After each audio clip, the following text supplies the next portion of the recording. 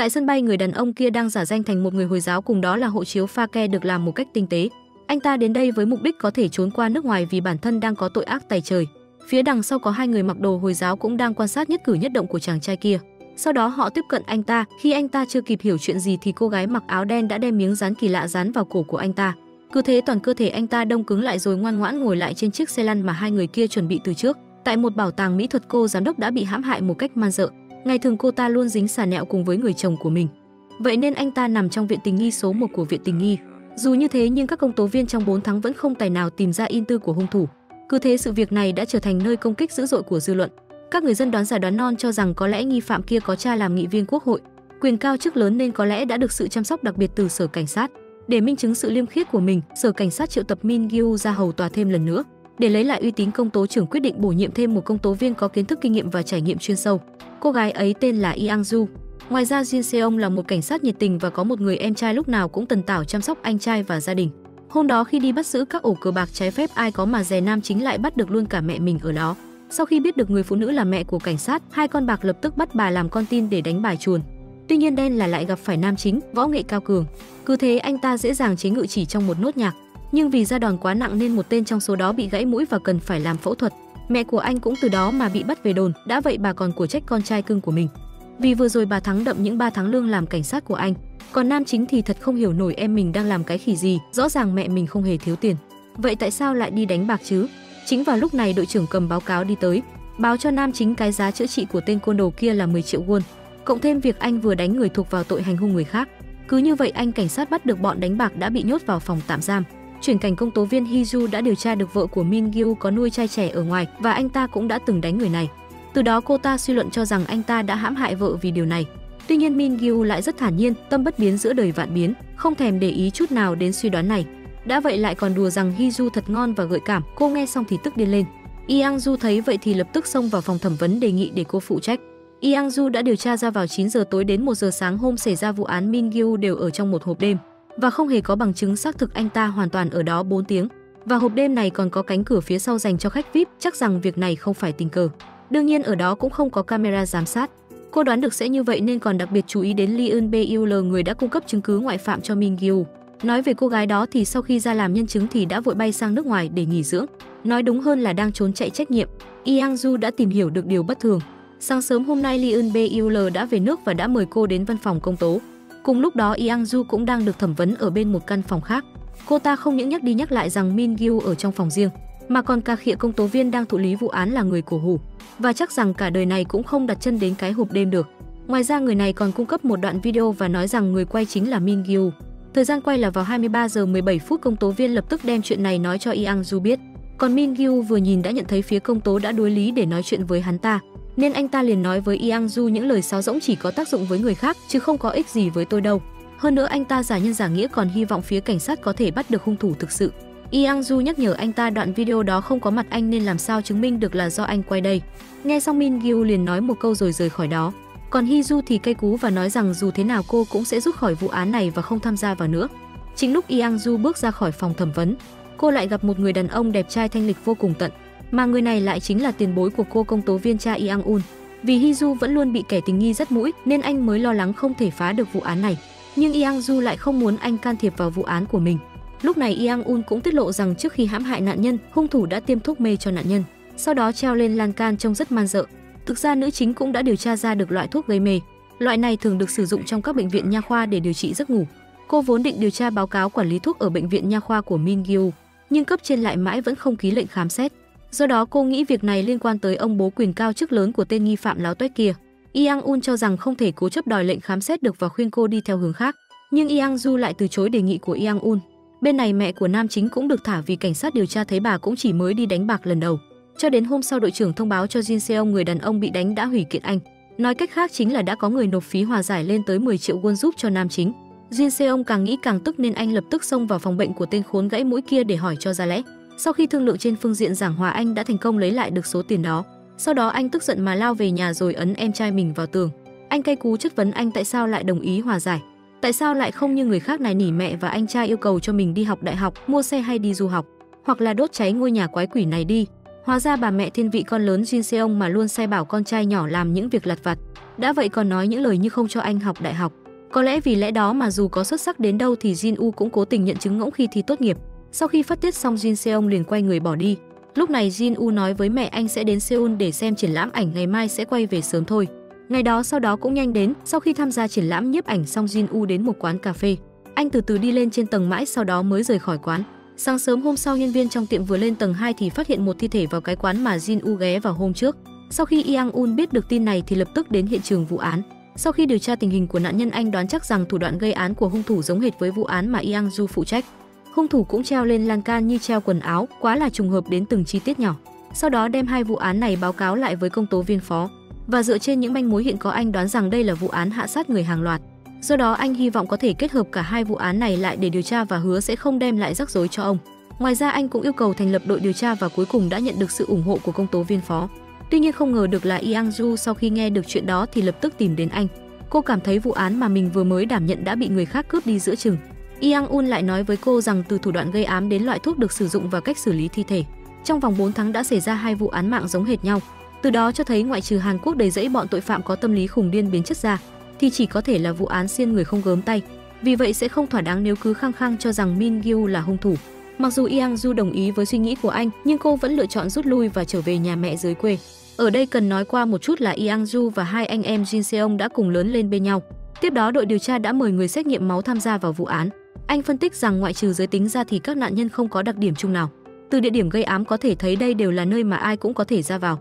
Vậy nên anh đoán chắc rằng hung thủ chính là người vô cùng gan. Tuy nhiên trong 10 năm gần đây lại không có vụ ám hạ sát người nào có đặc điểm tương tự. Từ miệng vết thương, người xét nghiệm máu suy đoán hung thủ là một người có kỹ thuật vô cùng điêu luyện.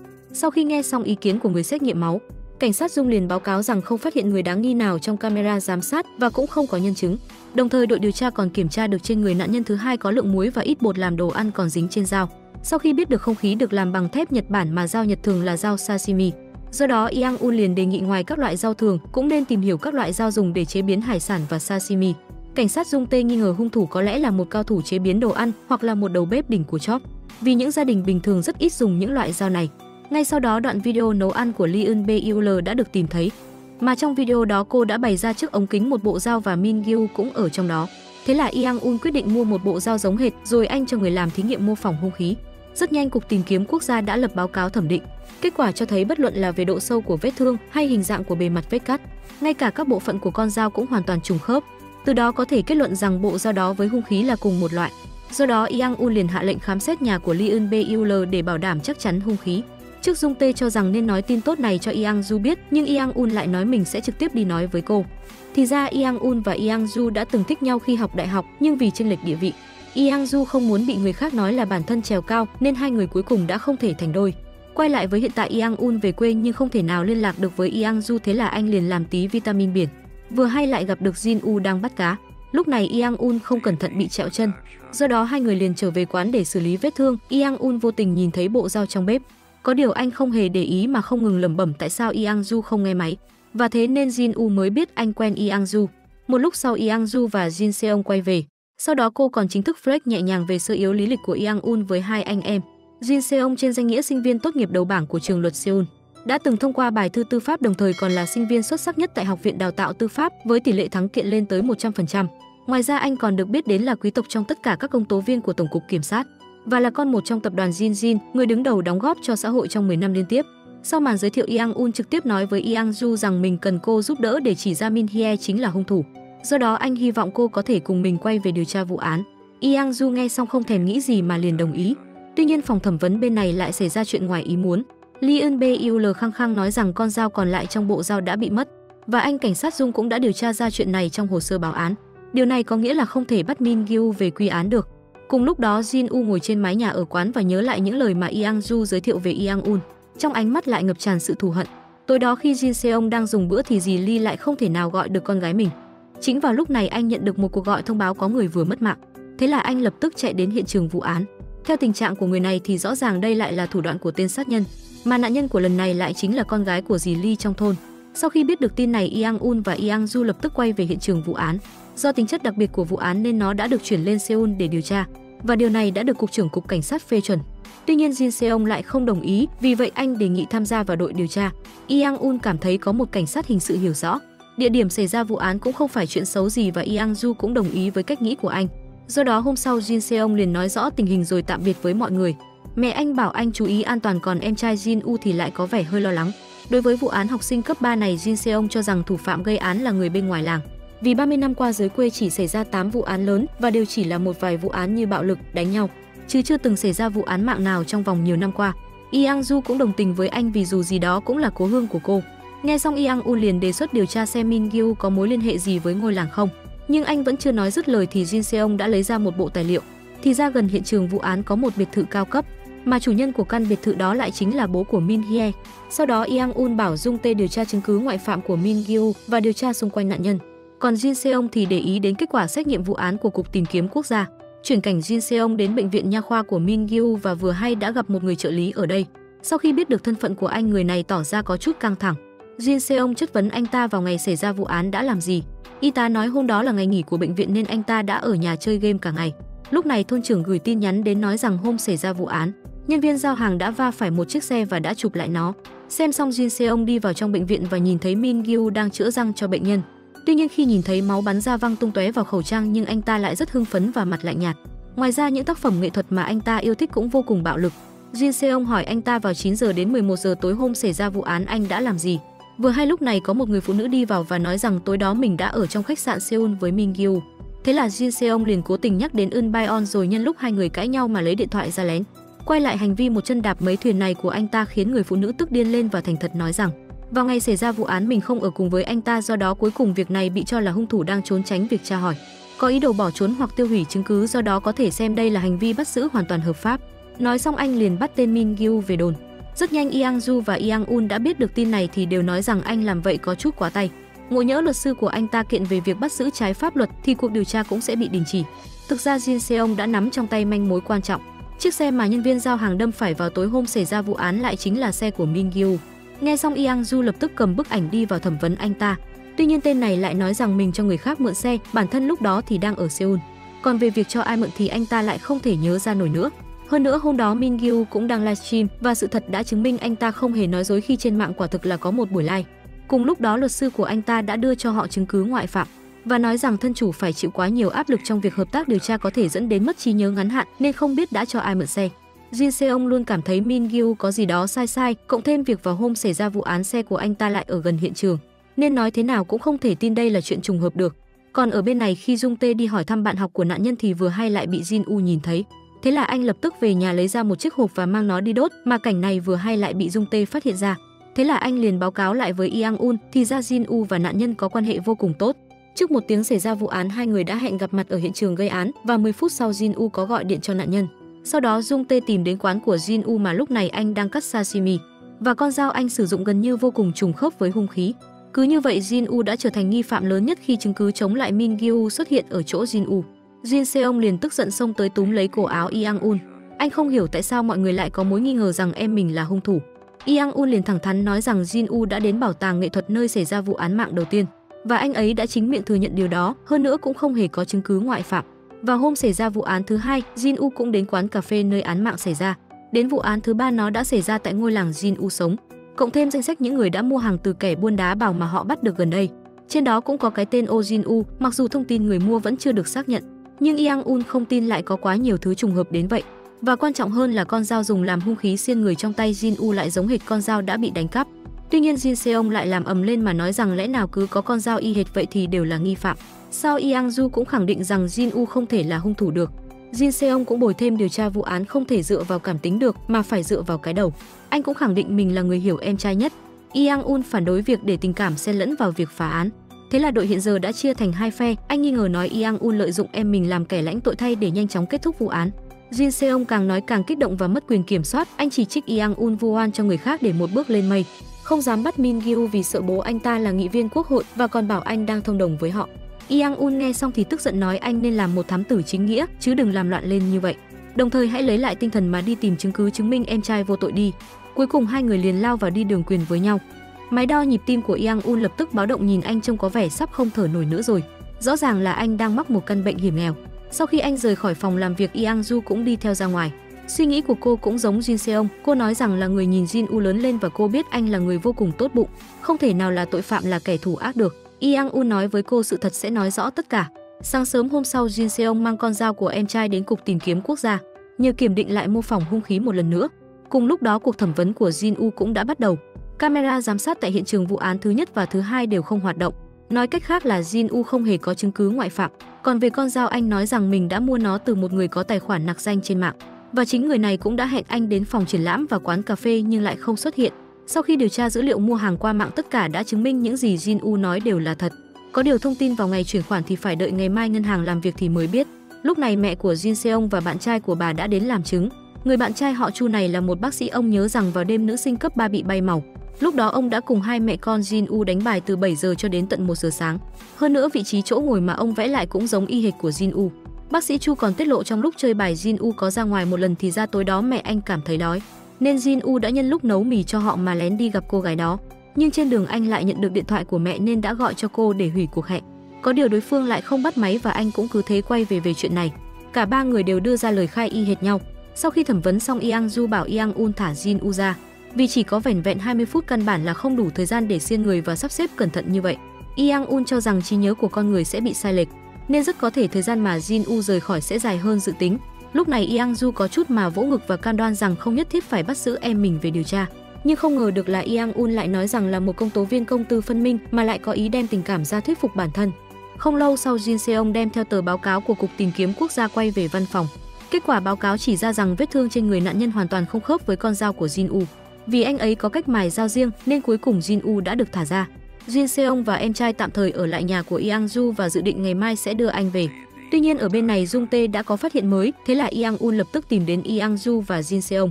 Thì ra dữ liệu điện thoại đã bị tiêu hủy của Jin U đã được khôi phục lại. Trong đó anh đã chụp rất nhiều cổ chân của con gái, mà vừa hay cảnh này đã bị Jin U ở trên tầng nhìn thấy hết. Đồng thời hôm đó thứ mà anh đốt cũng chính là những bức ảnh này. Thì ra khi còn nhỏ, mẹ Jin U đã nắm tay anh mà nói rằng mình đi mua kem mà anh thích ăn nhất và dặn anh hãy ở đây đừng chạy linh tinh. Nhưng đã qua rất lâu mà mẹ vẫn không xuất hiện. Lúc này Jin U có chút sợ hãi, anh đứng dậy và đi tìm dấu vết của mẹ. Sau đó đột nhiên anh trượt chân ngã sấp mặt xuống đất và những thứ anh nhìn thấy chỉ là cổ chân của đủ loại người qua đường. Mặc dù cuối cùng mẹ vẫn đưa cậu bé về nhà, nhưng chuyện này đã để lại cho Jin U một cái bóng tâm lý nặng nề, một vết sẹo chỉ mờ đi chưa không bị xóa nhòa. Và đó chính là lý do khiến anh lén lút chụp những bức ảnh đó, đồng thời cũng không thể dùng chúng làm bằng chứng phạm tội được. Miza nghe xong liền đoán rằng vì Jin U bị mẹ bỏ rơi nên đã trở nên căm hận phụ nữ và cuối cùng đã đi đến bước cho bay màu người vô tội. Tuy nhiên Yang Du lại nói rằng cho dù có ám ảnh tâm lý thì cũng không thể trực tiếp chứng minh anh là hung thủ được. Chính vào lúc này Jin Seong đi vào văn phòng và nói rằng mới có một manh mối quan trọng. Thì ra trong lúc gặp Lee Eun Beul, người này thẳng thắn nói rằng vào hôm xảy ra vụ án hai người không ở cùng nhau, mà hôm đó cô ấy đã đi chơi với một diễn viên mới từ 10 giờ đến 12 rưỡi ở hộp đêm. Nói cách khác chính là người quay đoạn video làm bằng chứng đó chính là nam diễn viên kia. Sau đó Jin Seong xác nhận lại camera giám sát ở hộp đêm và quả thực là có sự xuất hiện của nam diễn viên kia. Điều này kết luận rằng khi vụ án xảy ra Min Gyu đã không có mặt trong hộp đêm. Thế là Yang Un lập tức bảo Miza yêu cầu lệnh bắt giữ lập tức đi bắt Min Gyu. Sáng hôm sau, Jin Seong mang theo lệnh bắt giữ đến phòng khám của Min Gyu. Tuy nhiên anh ta dường như đã sớm biết được tin này nên đã lên máy bay sang Mỹ rồi. Sau khi biết tin, Yang Un lập tức đến văn phòng của tổng công tố viên trưởng. Anh cho rằng nghi phạm lớn nhất đã ra nước ngoài vào chính thời điểm này, nên thân là nghị viên quốc hội bố anh ta không thể nào thoát khỏi liên can vì vụ án hiện đang được điều tra bí mật, nên người có thể tiết lộ tin tức bắt giữ này chắc chắn là người trong nội bộ. Vừa nghe thấy lời này, tổng công tố trưởng vô cùng tức giận.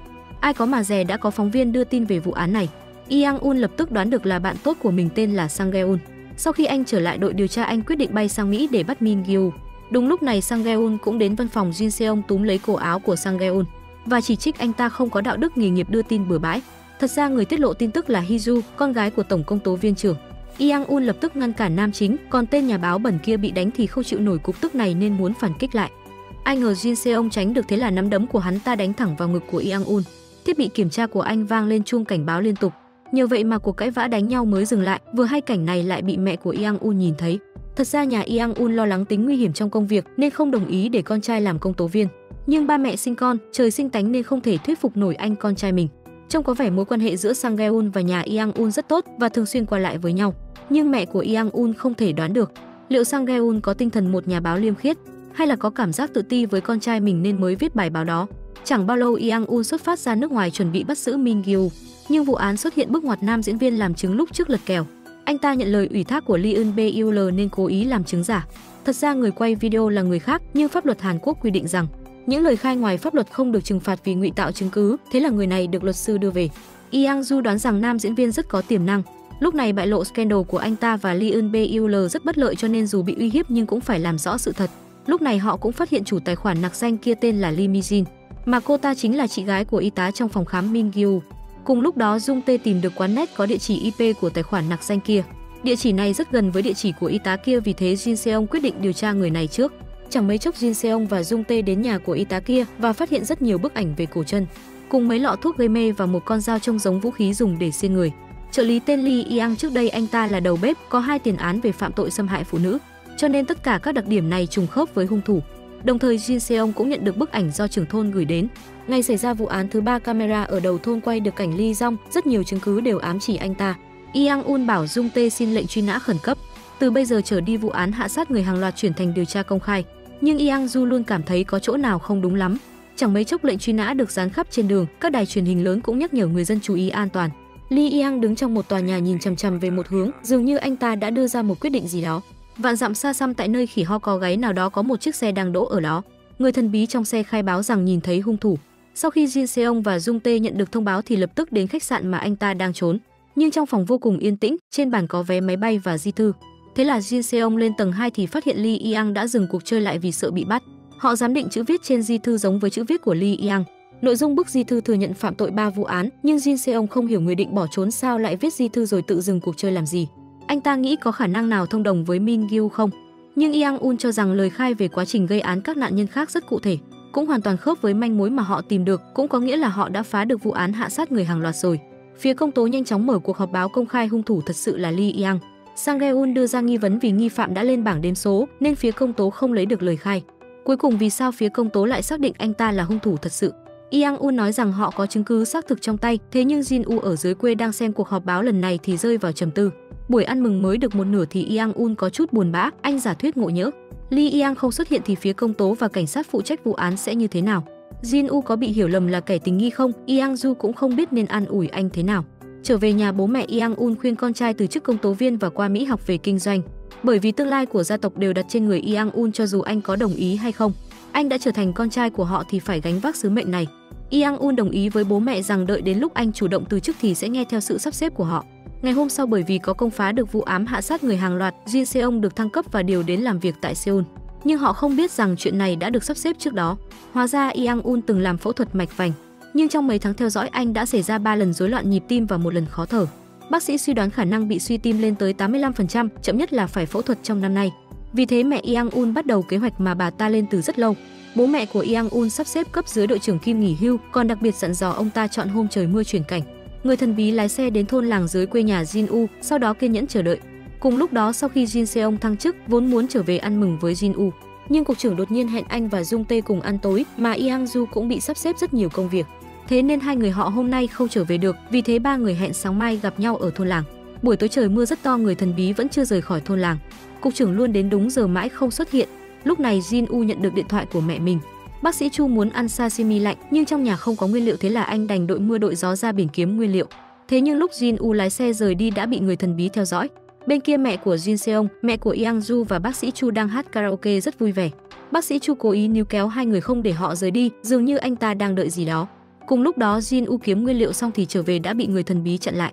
Người này tấn công Jin U, thế là Jin U lập tức ngất đi. Lúc mẹ Jin Seong trở về nhà thì nhận được một cuộc gọi, đồng thời bữa cơm của Jin Seong cũng kết thúc.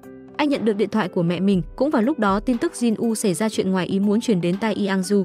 Bởi vì bị thương quá nặng nên bác sĩ trong thôn đề nghị lập tức chuyển tới bệnh viện. Jin Seong nhờ cô tìm Yang Un để đi cửa sau, nhưng cô không thể liên lạc được với anh ta.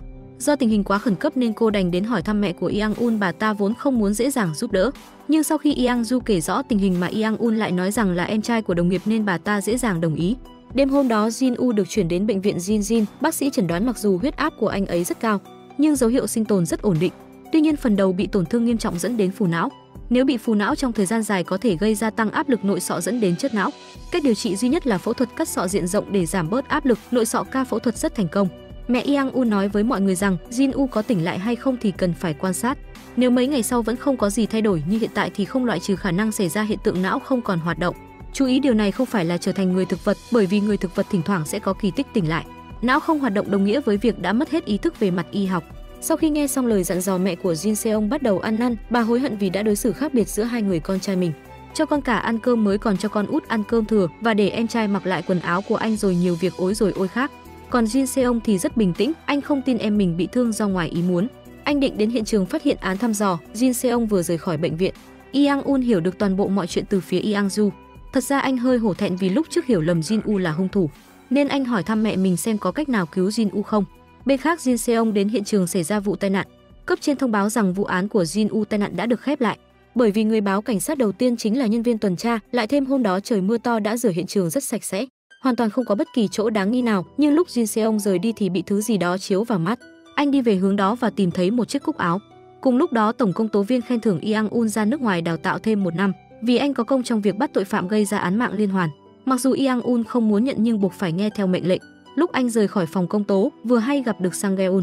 Anh chàng này nghe nói chuyện Yang Un được đi đào tạo từ phía Mizu thì rất ngưỡng mộ. Anh ta nhìn bóng dáng rời đi của Yang Un thì biểu cảm liền thay đổi. Bên kia, Yang Du an ủi Jin Seong rằng đừng từ bỏ suy nghĩ, Jin U có thể tỉnh lại. Hóa ra bố Yang Du là một người đàn ông gia trưởng luôn dùng vũ lực với hai mẹ con họ. Hôm đó Yang Du không thể chịu nổi cuộc sống khốn khổ như này nữa nên chuẩn bị tìm cách giải thoát tốt nhất cho bản thân. Và đúng lúc đó là Jin U đã cứu cô, cho nên đó là lý do tại sao mối quan hệ giữa ba người lại sâu sắc đến vậy. Đêm đó Yang Un đến bệnh viện để chào tạm biệt Yang Du, nhưng anh có lời vẫn chưa nói ra. Thật ra Yang Un đoán được chuyện đi đào tạo thêm do mẹ mình nhờ vả riêng với công tố viên trưởng. Hóa ra Yang Un là con trai duy nhất trong 4 thế hệ thuộc dòng độc nhất vô nhị trong gia tộc. Bố Yang Un nhắc nhở anh rằng đừng quên sự tồn tại đặc biệt của mình. Đêm hôm đó mẹ Yang Un đến phòng bệnh của Jin U. Lúc này các dấu hiệu của anh vẫn rất bình thường. Cùng lúc đó Jin Seong muốn đến thăm em trai, nhưng lại bị bảo vệ đứng ở cửa ngăn lại. Nguyên nhân là không có sự đồng ý của bác sĩ chính. Mẹ Yang Un vừa mới trong phòng bệnh đã xuất hiện ở hành lang. Ngay sau đó bà ta lấy lý do để mang lại sự chăm sóc tốt nhất cho người bệnh, từ chối yêu cầu thăm hỏi của Jin Seong. Cho dù người nhà cũng không được, Yang Du cảm thấy Jin U được hưởng đãi ngộ đặc biệt, lại thêm bệnh viện có quy định riêng, lùi một bước sẽ tốt hơn xảy ra mâu thuẫn với bệnh viện. Thế nhưng hai người họ không biết rằng Jin U sắp toi rồi, đồng tử mắt của anh giãn to hơn nữa, không có phản ứng với phản xạ ánh sáng. Bước đầu chẩn đoán do chất não, nữ bác sĩ đề xuất hãy cấp cứu một lần nữa. Nhưng mẹ Yang Un không thể đợi nổi nữa, rồi bà tuyên bố Jin U đã chất não. Phó viện trưởng đặc biệt nhắc đến việc bệnh nhân như này thường sẽ hiến tạng theo thông lệ, để cứu những bệnh nhân chờ đợi cấy ghép nội tạng lâu dài và giữ lại hy vọng cho họ rồi rời khỏi thế gian. Mẹ Yang Un cũng tiếp lời, bà phát hiện Jin U cũng từng ký bản thỏa thuận đồng ý hiến tạng. Hóa ra năm đó báo chí đưa tin một chàng trai bị tai nạn ô tô nên đã hiến tặng nội tạng và cứu sống được 9 mạng người. Jin U vô cùng cảm động về suy nghĩ này nên đã tới đăng ký hiến tặng. Jin Seong cho rằng nếu đã là nguyện vọng của Jin U thì anh nên giúp em trai mình thực hiện với tư cách là người nhà. Ngày hôm sau, anh và mẹ của Yang Un ký bản thỏa thuận hiến tạng ngoại trừ não ở bệnh viện. Không bao lâu sau tang lễ của Jin U kết thúc, Jin Seong và Yang Du đem cho cốt của em trai giải xuống lòng sâu của đại dương. Anh ấy cứ thế biến mất khỏi thế giới này. Chớp mắt 1 năm trôi qua, Yang Un về nước lại gặp tên nhà giàu Min Gyu. Có điều anh ấy không để ý đến người này, mà hôm nay lại chính là ngày giỗ của Jin U. Yang Du và Jin Seong định về quê cúng lễ em trai, nhưng trước khi xuất phát cô nhận được tin nhắn của Yang Un.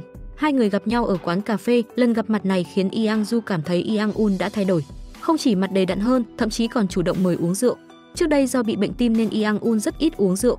Yang Du hỏi anh đã xảy ra chuyện gì ở nước ngoài, cô để ý đến cảm xúc của Yang Un và cảm thấy dường như anh đang che giấu điều gì đó bất thường. Nhưng anh giải thích rằng lâu rồi chưa uống, anh muốn nếm thử. Yang Du nói với anh hôm nay là ngày giỗ của Jin U. Sau đó hai người không nói chuyện gì nữa.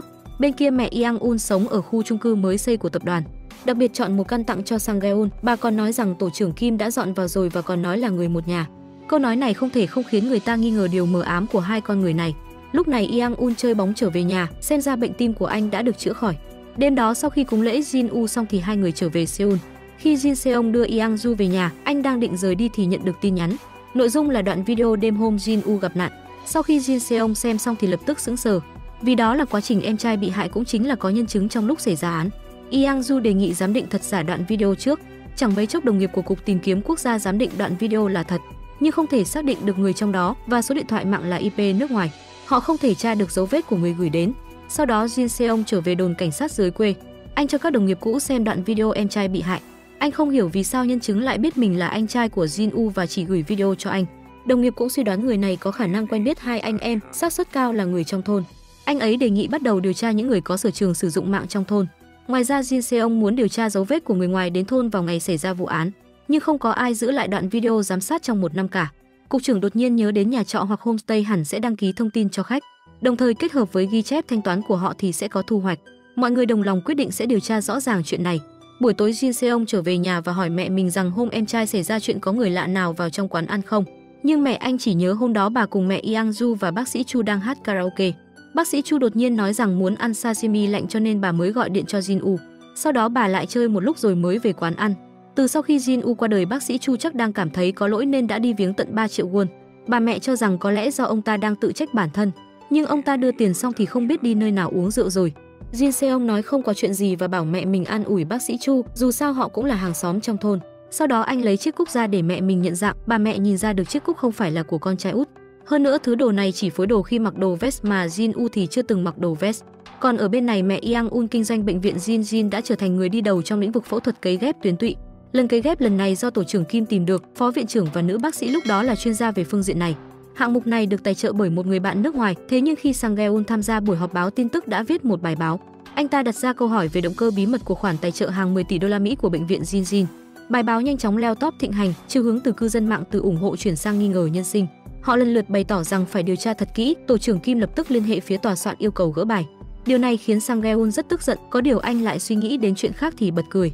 Jin Seong đã trở về cục cảnh sát của Seoul và hỏi một tín đồ thời trang như Dung Tae về chiếc cúc áo. Dung Tae vừa nhìn đã nhận ra chiếc cúc này có trị giá rất nhiều tiền, chắc hẳn là minh tinh hoặc người nổi tiếng đặt làm riêng. Anh ta đã nhìn thấy thương hiệu này trong một cuốn tạp chí nào đó. Jin Seong lập tức đến cửa hàng thương hiệu mà Dung Tae nói. Người bán hàng nói rằng chiếc cúc áo này là bản giới hạn được ra mắt để kỷ niệm 75 thành lập, chỉ đặt làm riêng 5 chiếc. Jin Seong nhìn thấy một cái tên rất quen thuộc trong danh sách của người mua, đó là Min Gyu. Cùng lúc đó Yang Un và Yang Ju nhận được lời mời tham dự buổi họp báo vụ án nghiêm trọng. Ngay trước khi bắt đầu, Yang Ju nhận được một tin nhắn là quá trình hung thủ thật sự phạm tội. Nội dung còn kèm dòng chữ hung thủ thật sự còn có người khác. Hai người nhận ra không thể công khai rằng vụ án ám toán liên hoàn này đã phá thành công được. Vì thế họ lập tức tạm dừng buổi họp báo. Jin Seong theo dõi Min Gyu cả ngày trời và bất ngờ phát hiện người này có 2 điện thoại. Lúc này anh nhận được điện thoại của Yang Un không bao lâu sau đội điều tra tập hợp ở phòng làm việc. Yang Un phân tích rằng 2 đoạn video đều được gửi từ IP nước ngoài. Điện thoại dùng để quay video cũng là một loại, chắc hẳn là hành vi của một người. Jin Seong lấy chiếc cúc áo ra và nói rõ mọi chuyện với mọi người, nhưng Jin Woo xảy ra chuyện.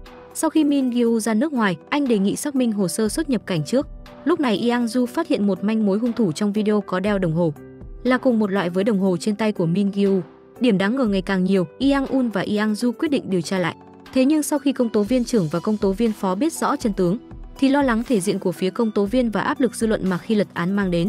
Họ thà để hung thủ thật sự tự do ngoài vòng pháp luật cũng phải bảo mật với bên ngoài và lặng lẽ quan sát. Nhưng họ không biết rằng Yang Ju đã ghi âm lại cuộc đối thoại của Yang Un với công tố viên trưởng, và cô bày tỏ nếu họ không đồng ý thì sẽ công khai đoạn ghi âm. Cuối cùng công tố viên trưởng vì thể diện mà phải đồng ý lập lại đội điều tra, nhưng phải điều tra bí mật. Ngày hôm sau các thành viên trong đội điều tra trước cũng đến văn phòng đúng giờ. Có điều lần này Hee-ju dựa vào bối cảnh cũng gia nhập vào đội điều tra. Jin Seong điều tra được vụ án của Jin Woo xảy ra thì Min Hye đang ở nước ngoài. Yang Un đề nghị chuyện quan trọng nhất trước mắt là tìm người gửi đoạn video mà tên đã dụ dỗ Jin Woo mua dao. Nhưng mạng mà đối phương dùng là từ nước ngoài, điều này đã khiến đội điều tra tăng thêm độ khó. Ngoài ra Yang Un còn có một thắc mắc, vì sao Lee Yang lại thừa nhận mình là hung thủ của tất cả các vụ án. Anh ta hy vọng cảnh sát sẽ đến lục soát nhà anh ta. Chẳng mấy chốc Dung Tae và Jin Seong phát hiện, sau khi Lee Yang chết thì chị gái anh ta thanh toán hết số tiền viện phí quá hạn cho mẹ mình và còn mua một căn chung cư. Nghe đến đây chị gái trở nên căng thẳng, cầm ly nước mà run rẩy. Hóa ra từ sau khi Lee Yang trở thành tội phạm xâm phạm nữ giới thì cả gia đình đều bị hủy trong tay anh ta. Hôm đó anh ta đột nhiên xuất hiện và nói rằng đây là lần cuối cùng tìm chị gái và để lại một số tiền lớn. Lời ra ý vào đều nói rằng muốn đi ra nước ngoài, kể từ đó chị gái lại nhận được một khoản tiền tiết kiệm siêu khủng từ đứa em mình. Cô vốn cho rằng anh ta đi làm thêm ở tàu đánh cá xa bờ, nào ngờ mấy ngày sau lại nhận được hung tin rằng em mình đã mất. Sau khi nhận được lời khai của chị gái, Dung Tae điều tra được trong những người xung quanh Lee Yang, chỉ có một mình Min Gyu mới có được nhiều tiền như vậy. Về cơ bản nghi ngờ anh ta trở thành con cừu thế mạng vì tiền, nhưng hiện tại đều giao dịch bằng tiền mặt, không có bất kỳ chứng cứ mua chuộc nào. Lại thêm Min Gyu có chứng cứ không ở hiện trường. Trong lúc đang nói chuyện, kết quả giám định đồng hồ của Cục Tìm kiếm Quốc gia đã được gửi đến chứng thực. Đồng hồ mà Min Gyu đeo cùng một loại với đồng hồ trong video. Mặc dù đã đáp ứng được các điều kiện bắt giữ, nhưng không có chứng cứ trực tiếp chứng minh là Min Gyu. Để tránh hắn lại trốn ra nước ngoài trước khi đưa ra lệnh bắt giữ như lần trước, Yang Un quyết định bảo Dung Tae và Jin Seong giám sát Min Gyu. Một khi lấy được lệnh bắt giữ thì lập tức bắt đối tượng. Thông qua việc xử lý chuyện này, mọi người đều cho rằng công tố viên lạnh lùng lúc trước đã trở nên có tình người rồi. Thế nhưng đội điều tra giữ kín miệng như thế mà, không ngờ Hee-ju lại là kẻ nhiều chuyện như vậy. Chớp mắt cái đã kể phương hướng điều tra cho Sang Geun. Sang Geun lại lợi dụng điểm yếu của Hee-ju là thích Yang Un nên đề nghị làm một vụ giao dịch. Cùng lúc đó, tổ trưởng Kim nhận được tin đồn rằng Yang Un xin lệnh bắt giữ Min Gyu ở tòa án. Nghe được tin tức này, mẹ của Yang Un nhận định Min Gyu có vấn đề. Bà sợ Min Gyu gây phiền phức cho mình nên bảo tổ trưởng Kim cầm tiền đến thăm hỏi anh ta. Bên đội điều tra vẫn mãi không nhận được lời phê duyệt của lệnh bắt giữ. Phía bên Jin Seong và Jung Tae cũng đang lo lắng chờ đợi tin tức. Chính vào lúc này họ nhìn thấy đội trưởng Kim đến trước cổng nhà lão Be. Trên tay còn cầm 2 thùng quà trà bá lửa rồi ấn chuông. Khi đội trưởng Kim vào nhà thì vừa hay Min Gyu lại ra ngoài. Anh đặt quà ở dưới đất bày tỏ ý định đến đây bàn về chuyện mà mẹ Yang Un giao phó. Tuy nhiên lão Be chắc chắn rằng tòa án sẽ không ký lệnh bắt giữ, nhưng đối với số tiền này ông ta lại lộ ra nụ cười hài lòng. Còn Jung Tae và Jin Seong ở bên ngoài thì đi theo Min Gyu đến một nhà hàng. Lúc này Min Gyu và tình nhân đang cùng nhau dùng bữa, nhưng anh ta lại nhìn chằm chằm vào đùi cô gái phục vụ một cách đầy tay hèn. Điều này khiến cho cô nhân viên vô cùng lo lắng và sợ sệt nên đã không cẩn thận làm đổ nước lên quần anh ta. Chính lúc Min Gyu đang giáo huấn cô nhân viên một trận thì Jung Tae lại nhận được tin lệnh bắt giữ đã bị bác bỏ. Jin Seong không thể nhịn được nữa mà lập tức xông vào nhà hàng và nhờ cô nhân viên bị đánh một chuyện. Cùng lúc đó Min Gyu lại nhận được tin nhắn từ một người bí ẩn nói rằng phía cảnh sát muốn bắt anh ta. Min Gyu vẫn chưa kịp xóa tin nhắn thì Jin Seong đã xông tới rồi ấn anh ta vào tường rồi còng tay lại. Tiếp đó liền đẩy vào nhà vệ sinh của nhà hàng và đánh Min Gyu như cách anh ta đánh cô nhân viên để trút hết nỗi lòng. Cuối cùng Jung Tae mở cửa xông vào thì cuộc ồn ào này mới kết thúc. Rất nhanh Min Gyu đã bị đưa lên xe cấp cứu. Còn Jin Seong thì lại nhận được điện thoại của người bí ẩn kia. Ngoài ra khi anh đánh Min Gyu thì đã thuận tay lấy đi điện thoại dự phòng của anh ta, mà người thần bí gọi điện cho anh ta lại chính là Sang Geun. Chuyển cảnh dưới sự nhúng tay của lão Be, Jin Seong trở về phòng công tố đã bị Yang Du trong một bài sớ để lắng nghe. Yang Du chỉ trích anh không nên động tay với Min Gyu vì như vậy sẽ mang đến phiền phức cho đội điều tra. Còn Yang Un thì đến bệnh viện xin lỗi lão Be, như lão ta thì lại đòi kiện đến tổng cục cảnh sát. Sau khi về văn phòng, Yang Un vô cùng tức giận về cách làm của Jin Seong. Lúc này Jin Seong lại lấy chiếc điện thoại nặc danh của Min Gyu ra. Thế là mọi người lập tức sáng mắt lên như đèn pha ô tô. Yang Un hỏi Jin Seong mở điện thoại thế nào. Thì ra trước đó Jin Seong đã nói chuyện với cô em phục vụ chính là để nhờ cô đưa chai rượu vang của Min Gyu cho mình. Sau đó trích xuất dấu vân tay của Min Gyu từ trên chai rượu ra, rồi sử dụng công nghệ in 3D để in dấu vân tay ra, và thành công mở được chiếc điện thoại nặc danh của anh ta. Bên trong điện thoại chỉ tồn tại một số điện thoại, tất cả những tin nhắn khác đều đã bị xóa. Chỉ còn lại tin nhắn cuối cùng mà Min Gyu vẫn chưa kịp xóa. Đối phương nói với anh ta phía cảnh sát đã xin lệnh bắt giữ. Mọi người đều vô cùng nghi ngờ sao tin tức này lại bị lộ ra ngoài. Jin Seong nghi ngờ người tiết lộ tin này chính là Hee-ju. Yang Un cảm thấy trước khi có chứng cứ xác đáng thì đừng có đoán bừa. Tiếp đó anh liền bảo thành viên trong đội tiến hành phân tích, khôi phục dữ liệu để xem có chứng cứ khác không. Hôm sau kết quả phân tích cho thấy toàn bộ dữ liệu bên trong đều đã bị tiêu hủy. Lúc này Hee-ju mang theo một phần tài liệu đến. Nạn nhân của những vụ án xiên người liên hoàn toàn bộ đều đã từng điều trị ở bệnh viện Jinjin. Yang Un cảm thấy khó hiểu không biết tập tài liệu này ở đâu ra. Hee-ju nói rằng mình đã nhờ mẹ Yang Un lấy nó. Yang Du nói với cô đã có ai đó dùng điện thoại nặc danh báo cho Min Gyu biết thông tin tòa án sắp ký lệnh bắt giữ. Hee-ju nghe xong liền khai ra người đó chính là Sang Geun. Lúc này mọi người mới chắc chắn người tiết lộ tin tức này chính là Hee-ju. Thế là Yang Un lập tức quyết định triệu tập Sang Geun đến để điều tra. Tin tức đang đưa tin về việc cảnh sát thực thi pháp luật bằng bạo lực và vi phạm nhân quyền. Do đó Yang Du và Yang Un cũng bị gọi đến văn phòng công tố trưởng. Dưới áp lực của dư luận, công tố viên trưởng đã chuẩn bị để Yang Un khép lại vụ án với hung thủ chính là Lee Yang, đồng thời sẽ giải tán đội điều tra đặc biệt. Yang Un còn muốn xin công tố viên trưởng cho tiếp tục điều tra, nhưng ông lại nói rằng nếu anh còn muốn tiếp tục điều tra thì chỉ có thể cởi bộ đồng phục đó xuống và đi mở văn phòng thám tử thôi. Đối với chuyện này Yang Un chỉ có thể đồng ý, nhưng với điều kiện là phải hủy bỏ việc truy tố việc thực thi pháp luật bằng bạo lực đối với Jin Seong. Và cuối cùng công tố viên trưởng đã đồng ý với điều kiện này. Sau khi xem tin tức về việc giải tán đội điều tra trên bài báo của Sang Geun, Jin Seong tức đến mức nổi cơn thịnh nộ. Sau đó Yang Un tuyên bố đội điều tra chính thức giải tán. Khi trở lại đồn cảnh sát, hai người Jin Seong được thông báo rằng họ đã bị thuyên chuyển công tác. Jin Seong nghe xong vô cùng khó chịu, anh đến nhà ăn vừa uống rượu vừa oán trách Yang Un. Jung Tae nói với anh rằng thực ra Yang Un chính là vì hai người họ nên mới từ bỏ vụ án này.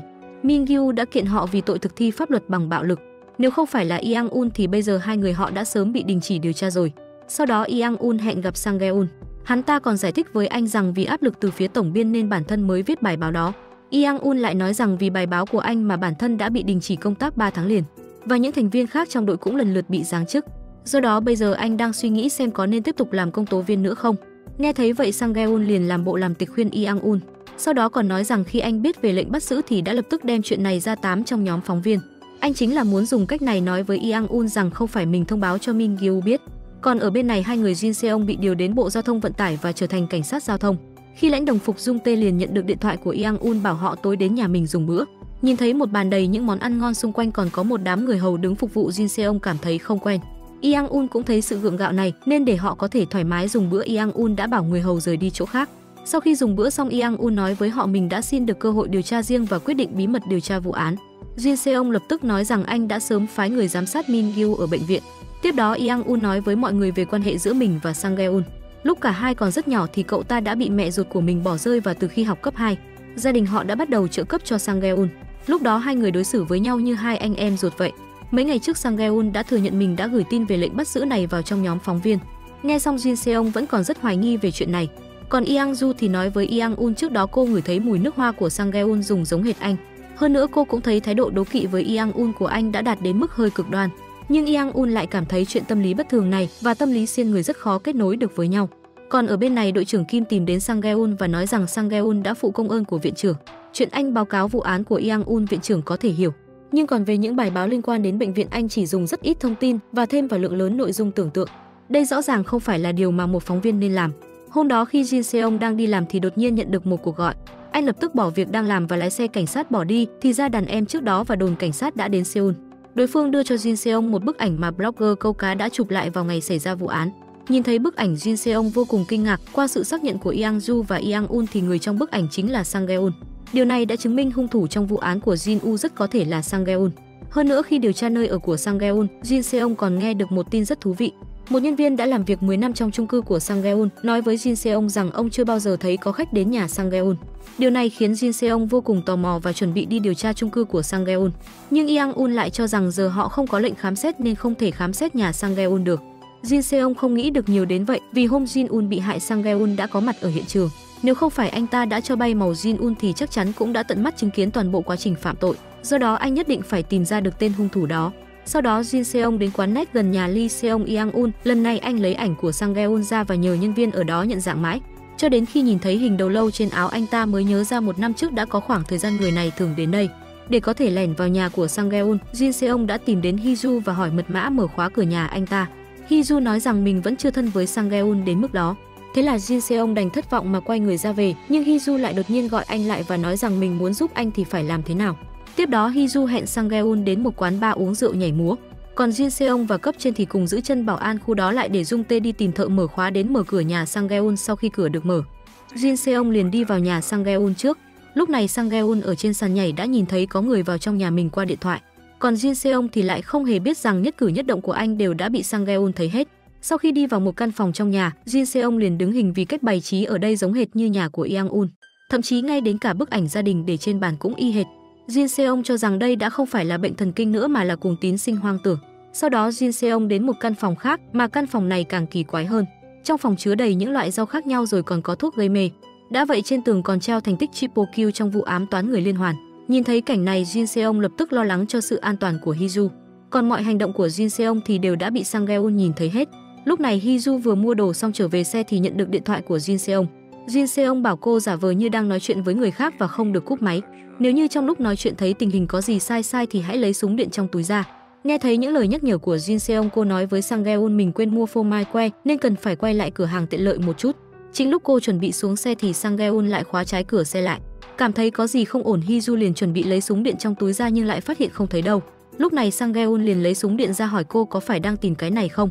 Trước đó khi uống rượu ở quán bar, anh đã phát hiện ra súng điện trong túi của Hee-ju và lén lấy nó đi. Đợi đến khi Jin Seong đến trước cửa hàng tiện lợi thì đã sớm không thấy bóng dáng của cô ấy đâu. Anh chỉ có thể không ngừng gọi điện cho cô và cuối cùng qua tiếng chuông, Jin Seong đã tìm thấy điện thoại của cô trong thùng rác. Còn lúc này Hee-ju đã bị Sang Geun dùng súng điện đánh ngất và đưa đi. Ở bên này, công tố viên trưởng đang đến làm khách ở nhà Yang Un. Ông hy vọng cuộc hôn nhân của Yang Un và Hee-ju sẽ có thể sớm ngày định đoạt. Và mẹ Yang Un cũng vô cùng hy vọng có người con dâu như Hee-ju. Lúc này Yang Un vừa hay xông vào phòng tiệc và hy vọng mọi người có thể lánh đi một lúc. Yang Un nói chuyện Hee-ju bị bắt cóc nói cho công tố viên trưởng biết. Ông nghe xong liền nói rằng bây giờ ông sẽ hết toàn bộ nguồn lực có thể dùng được cho Yang Un. Chỉ hy vọng anh có thể sớm đưa Hee-ju về là được. Bố mẹ Yang Un sau khi biết được chuyện đó thì cũng không thể tin được. Sau khi Yang Un rời đi, mẹ anh dặn dò đội trưởng Kim nhất định phải tìm thấy Sang Geun trước bên cảnh sát. Cảnh sát sau đó đã ban hành lệnh truy nã với phần thưởng lên tới 100 củ won. Và các phương tiện thông tin đại chúng cũng bắt đầu thay phiên nhau đưa tin về lệnh truy nã này. Hôm đó, y tá tại phòng khám của bác sĩ Chu đã bí mật mang một tờ giấy đến gặp mẹ Jin Seong, mà nội dung trên đó chính là nhật ký của bác sĩ Chu đã theo dõi Jin U và ghi chép lại. Cũng chính vì dùng trộm máy tính của bác sĩ Chu mà cô y tá mới phát hiện ra. Mẹ Jin U thấy vô cùng kỳ lạ tại sao bác sĩ Chu lại phải theo dõi Jin U nhà họ chứ. Cô y tá cảm thấy nhất định là bác sĩ Chu đã yêu Jin U. Nếu không thì rất khó giải thích tại sao mỗi ngày ông ta đều viết nhật ký ghi chép mọi chuyện của Jin-woo. Sau khi cô y tá đi khỏi thì vừa hay bác sĩ Chu lại đến quán. Mẹ Yang-ju trực tiếp lấy tờ nhật ký đó ra, nhìn thấy nội dung trong đó chính là những gì mình ghi chép về Jin-woo trong máy tính. Bác sĩ Chu sợ đến mức làm rơi bó hoa trong tay xuống. Chính lúc ông tưởng rằng bí mật của mình đã bị hai người phát hiện, thì mẹ Jin Seong liền hỏi ông có phải có tình cảm với Jin-woo nhà họ không. Thấy hai người hiểu nhầm mình là người đồng tính, bác sĩ Chu lập tức nói rằng ông không phải người đồng tính, mà chỉ là ông cảm thấy Jin-woo rất giống cậu con trai ở nước ngoài của mình. Do đó thường ngày ông hay chú ý đến anh. Còn ở bên này, đội điều tra thông qua máy tính phân tích của tổng cục, họ đã phát hiện ra Sang Geun đã đăng nhập ở một số nơi. Đồng thời trên máy tính cũng có một đoạn video Min Gyu hãm hại vợ mình, và cảnh Jin-woo bị người khác tấn công cũng được tìm thấy trong máy tính của Sang Geun. Xem ra người đã gửi video cho Yang Ul và Yang Ju chính là Sang Geun, nhưng anh ta không phải là hung thủ thực sự của vụ án ám toán người liên hoàn, cũng không phải người đã tấn công Jin-woo, mà trước mắt chỉ có thể xác nhận Min Gyu đã hãm hại vợ mình. Khi vụ án thứ hai và thứ ba xảy ra, anh ta đều có chứng cứ ngoại phạm. Do đó, Jin Seong cho rằng để che đậy việc bản thân hãm hại vợ, Min Gyu đã mua chuộc Lee Yang để tạo ra vụ án hại người liên hoàn. Yang Un nghe xong cũng cảm thấy rất có khả năng đó. Còn Sang Geun thì là kẻ chủ mưu, người đã lên kế hoạch cho tất cả những chuyện này. Lý do anh ta bắt cóc Hiju có lẽ là cảm thấy kế hoạch của bản thân đã bị bại lộ nên mới làm liều như vậy. Còn ở bên này, Min Gyu ở bệnh viện thì vừa nghe thấy tin tức về lệnh truy nã của Sang Geun. Anh ta sốc toàn tập mà lập tức gọi điện cho bố mình chuẩn bị tiếp tục trốn ra nước ngoài. Lúc này Jin Seong đã kịp thời đến bệnh viện nói với Min Gyu, lần này đừng mong chạy trốn vì anh ta đã bị cấm xuất cảnh rồi. Sang Geun đang bị truy nã và phía cảnh sát đã phát hiện ra lượng lớn chứng cứ đủ để chứng minh Sang Geun và anh ta là đồng phạm. Nghe xong những lời này, Min Hye lập tức lấy điện thoại ra gọi cho luật sư. Jin Seong cười nhạo anh ta lần này bằng chứng đã quá rõ ràng nên đừng có mơ ra khỏi tù được nữa. Cuộc trò chuyện của Jin Seong và Min Hye đều đã bị đội trưởng Kim nghe thấy rõ mồn một. Min Hye nói rằng trước khi luật sư đến anh ta vẫn sẽ giữ im lặng. Còn Jin Seong thì lấy ra một thiết bị nghe lén trực tiếp nhét vào trong tai của Min Gyu và nói rằng bắt đầu từ giờ trở đi Min Hye bắt buộc phải hợp tác với phía cảnh sát. Thấy anh ta vẫn tỏ vẻ không chịu hợp tác, Jin Seong trực tiếp lấy lệnh bắt giữ ra. Nếu như anh không muốn phối hợp thì bây giờ lập tức vào tù chơi đi. Jin Seong còn nói thêm Sang Geun đã bắt cóc con gái của tổng thanh tra. Bây giờ sự việc đã trở nên ồn ào, cho dù là ông Be thì cũng không làm gì được nữa đâu. Nếu như không bắt được Sang Geun thì anh ta phải một mình gánh chịu tội danh xiên người hàng loạt đó. Bất lực, Min Gyu chỉ có thể đeo thiết bị giám sát vào tai. Không lâu sau đó, một nhân viên giao hàng mặc đồ chuyển phát nhanh đi về phía phòng bệnh của Min Gyu. Khi nhìn thấy hai cảnh sát ở cửa, anh ta lập tức quay đầu bỏ chạy. Đội trưởng Kim nhìn thấy cảnh này trong camera giám sát cũng lập tức chuẩn bị chạy đến hiện trường. Jin Seong cũng nhận được thông báo của đồng nghiệp nên vội vàng chạy đến cửa sau của bệnh viện. Vừa hay nhìn thấy tên giao hàng đang bỏ chạy, Jin Seong nhảy lên và đè người đó ngã xuống. Đợi đến khi cởi khẩu trang của anh ta ra thì mới phát hiện người này không phải là Sang Geun. Người đàn ông nói với Jin Seong rằng mình nhận được một đơn hàng yêu cầu giao bánh đến phòng bệnh của Min Gyu. Sau đó đặt bánh ở cửa phòng rồi lập tức phán vì đối phương đã trả cho mình thù lao khá cao, nên anh mới làm theo lời dặn của người khách đó. Đội trưởng Kim ở một bên phát hiện ra không phải Sang Geun thì ra hiệu cho thuộc hạ rời khỏi đó. Tiếp đó, Jin Seong tức giận mà xông về phòng bệnh hỏi Min Gyu có phải Sang Geun vừa mới đến đây, nhưng anh ta nói Sang Geun chỉ là đến đưa bánh chúc mừng sinh nhật mình thôi. Thì ra vào 30 phút trước khi hai nhân viên cảnh sát đuổi theo nhân viên giao hàng, Sang Geun đã lén thay đồ của bác sĩ trà trộn vào phòng bệnh của Min Gyu. Đầu tiên anh lấy thiết bị giám sát ở tai Min Gyu ra, sau đó nói rằng bản thân có chuyện muốn nhờ anh ta giúp. Nếu Min Gyu không đồng ý thì sẽ đem đoạn video trong tay giao cho phía cảnh sát. Sau khi uy hiếp Min Gyu xong, anh liền quay người ra khỏi phòng bệnh. Để hoàn thành việc Sang Geun giao phó, Min Gyu nói rằng mình muốn ra viện. Sau đó phía cảnh sát bắt đầu giám sát ở nhà Min Gyu suốt 24 giờ. Còn anh ta thì đang ở trong nhà và nghĩ xem nên làm sao để hoàn thành việc mà Sang Geun nói. Tiếp đó anh ta liền lấy điện thoại ra gửi tin nhắn cho ai đó. Ngay sau đó một cô gái bắt taxi đến nhà Min Gyu và nói rằng mình đến thăm anh ta. Thấy vậy hai nhân viên cảnh sát lập tức liên lạc cho Jin Seong. Anh bảo họ sau khi khám xét xong thì để cho cô vào. Ở bên này Jin Seong cũng thấy rất kỳ lạ, cho dù Sang Geun có đố kỵ thế nào với Yang Un đi chăng nữa thì cũng không cần phải lên kế hoạch cho tất cả chuyện này. Thậm chí trước khi hãm hại người khác, Hiju còn cầm đến một bản tài liệu. Ba nạn nhân đều tiếp nhận điều trị ở bệnh viện Jinjin. Sang Geun gần như luôn làm khó Yang Un vào những lúc quan trọng, và tất cả mọi tín hiệu của Sang Geun đều hướng về Yang Un. Do đó, đây có lẽ không phải là đố kỵ hay mặc cảm đơn thuần, và giữa hai người có lẽ là có bí mật nào đó không thể cho người khác biết. Ở bên này hai anh cảnh sát đã giám sát ở nhà Min Gyu cả buổi chiều. Lúc này một chiếc xe chuẩn bị đi vào nhà anh ta, thế là hai người liền đi tới kiểm tra thì phát hiện ra là xe của lão Be. Nhưng không lâu sau chiếc xe lại lái ra ngoài, tài xế của lão ta nói rằng mình đến giờ tan làm. Và sau khi cảnh sát không thấy ai ở ghế sau thì cũng để cho anh ta đi. Lúc này Jin Seong cũng đến và biết được vừa có xe rời đi. Anh cảm thấy không ổn vội chạy lên phòng Min Gyu. Biết được Min Gyu đã rời đi, thế là Jin Seong lập tức thông báo cho đồng nghiệp chặn chiếc xe vừa rồi lại. Còn ở bên này Yang Ju đang ở nhà thì nhận được điện thoại của mẹ. Mẹ cô nói rằng bà đã gửi một ít hải sản cho cô, bảo cô mai đi đến chỗ quản lý lấy nếu không sẽ hỏng mất. Cô liền đứng dậy đi tới đó, nhưng chính lúc cô vừa ra khỏi cửa thì lại bị người phía sau uy hiếp, mà người này lại chính là Min Gyu. Sau khi Yang Ju liền đưa tài xế của Min Gyu về văn phòng công tố để thẩm vấn đối diện với câu hỏi của Yang Un. Người tài xế nói rằng mình không biết gì hết mà, chỉ nói cậu chủ đã xuống xe ở ga tàu gần đó. Còn về ga tàu nào thì người tài xế lại không chịu mở miệng nói ra. Cho dù Yang Un lấy tội danh chứa chấp tội phạm và cản trở công vụ ra đe dọa anh ta, thì anh ta vẫn không chịu mở miệng. Thấy vậy, Jin Seong lập tức quyết định đích thân ra tay. Jin Seong vừa vào đã khen ngợi hành vi trình báo của tài xế. Anh nói rằng nếu không có trình báo của người tài xế thì họ sẽ không thể tìm ra thì ra lão Be đã ăn bao nhiêu tiền quyên góp. Điều này trực tiếp khiến người tài xế đứng hình mà vội nói rằng mình chưa từng trình báo chuyện này. Sau đó Jin Seong lại bắt đầu dùng giống điệu kỳ quái mà nói rằng người bên cạnh lão Be dường như có quan hệ gì đó với xã hội đen. Anh tin là người tài xế không có trình báo, nhưng lão Be thì có tin như vậy không? Ngộ nhỡ báo thù người nhà anh ta thì phải làm sao đây? Sau đó anh bắt đầu đi vào vấn đề chính, hỏi anh ta sao Min Gyu có thể bắt cóc được Yang Ju. Sau một hồi đấu tranh, người tài xế đã đem chuyện này nói với Jin Seong. Đầu tiên anh ta giả làm nhân viên giao hàng gọi điện cho Yang Ju, rồi nói chuyện Yang Ju ở nhà cho Min Gyu biết. Min Gyu thì trốn ở cốp xe, cuối cùng anh ta đã xuống xe ở trong Giang Đông. Tiếp đó rất nhanh mọi người đã phát hiện ra biển số xe mà Min Gyu đã lên qua camera giám sát ở ga tàu. Còn lúc này Min Gyu đang đưa Yang Ju đến gặp Sang Geun, cô dùng tay xé băng dính trên miệng ra. Sau đó nhân lúc Min Gyu không để ý trực tiếp dùng áo bịt chặt đầu anh ta. Cuối cùng chiếc xe mất lái và tông vào hàng rào bên đường. Sau đó Yang Ju trốn ra khỏi xe rồi cố gắng rời khỏi đó. Lúc này một chiếc xe vừa hay đi qua đây. Sau khi vẫy tay ra hiệu cho tài xế dừng lại, Yang Ju vội vàng lên xe. Lên được xe thì mới há hốc mồm khi người tài xế quay đầu lại thì phát hiện ra người này lại là Sang Geun. Vừa ra khỏi hang sói, Yang Un lại tự chui đầu vào hang hổ. Thì ra Sang Geun phát hiện ra định vị điện thoại của Min Gyu không hề di chuyển nên mới lái xe đến đây, thuận tiện bắt luôn cả Yang Ju vừa mới chạy trốn lại. Sau đó hai người liền đưa cô đến một căn biệt thự. Còn ở bên này phía cảnh sát cũng phát hiện ra xe của Min Gyu, nhưng trong xe lại không có người, mà gần đó cũng không có camera giám sát. Yang Un nói rằng gần đây có một căn biệt thự cho tài xế nhà Min Gyu nên rất có khả năng anh ta đang trốn ở đó. Lúc này Min Gyu đang nghỉ ngơi trong biệt thự Sang Geun thì đưa cho hắn đoạn video gốc ghi lại toàn bộ cảnh hắn xiên vợ mình. Min Gyu chất vấn Sang Geun sao có thể đảm bảo không có bản sao. Sang Geun liền nói rằng bây giờ họ đã ngồi chung một thuyền nên không có lý do gì để mình hại Min Gyu. Đoạn video này trước đó anh ta quay chủ yếu là để ngăn sau này mọi thứ bị lộ thì Min Gyu sẽ làm kẻ gánh tội cho mình. Min Gyu cảm thấy họ bị bại lộ đều là vì tính khoe mẽ của Sang Geun. Đó chính là chứng cứ về sự tự ti của anh ta. Sang Geun nói rằng mình có rất nhiều thứ bất mãn với nhà họ cha và vẫn luôn nghĩ cách làm sao để bộc lộ hết những sự bất mãn này. Sau đó anh ta liền nghĩ đến việc làm tổn thương Yang Un. Thậm chí anh ta đã từng nghĩ làm thế nào mới khiến Yang Un cảm thấy đau đớn nhất. Và cuối cùng anh ta đã hiểu ra chính là để Yang Un mất đi Yang Ju. Ở bên này Yang Un dẫn một lượng lớn cảnh sát đến biệt thự. Thông qua cửa sổ, họ phát hiện ra bên trong quả thực có hai bóng người.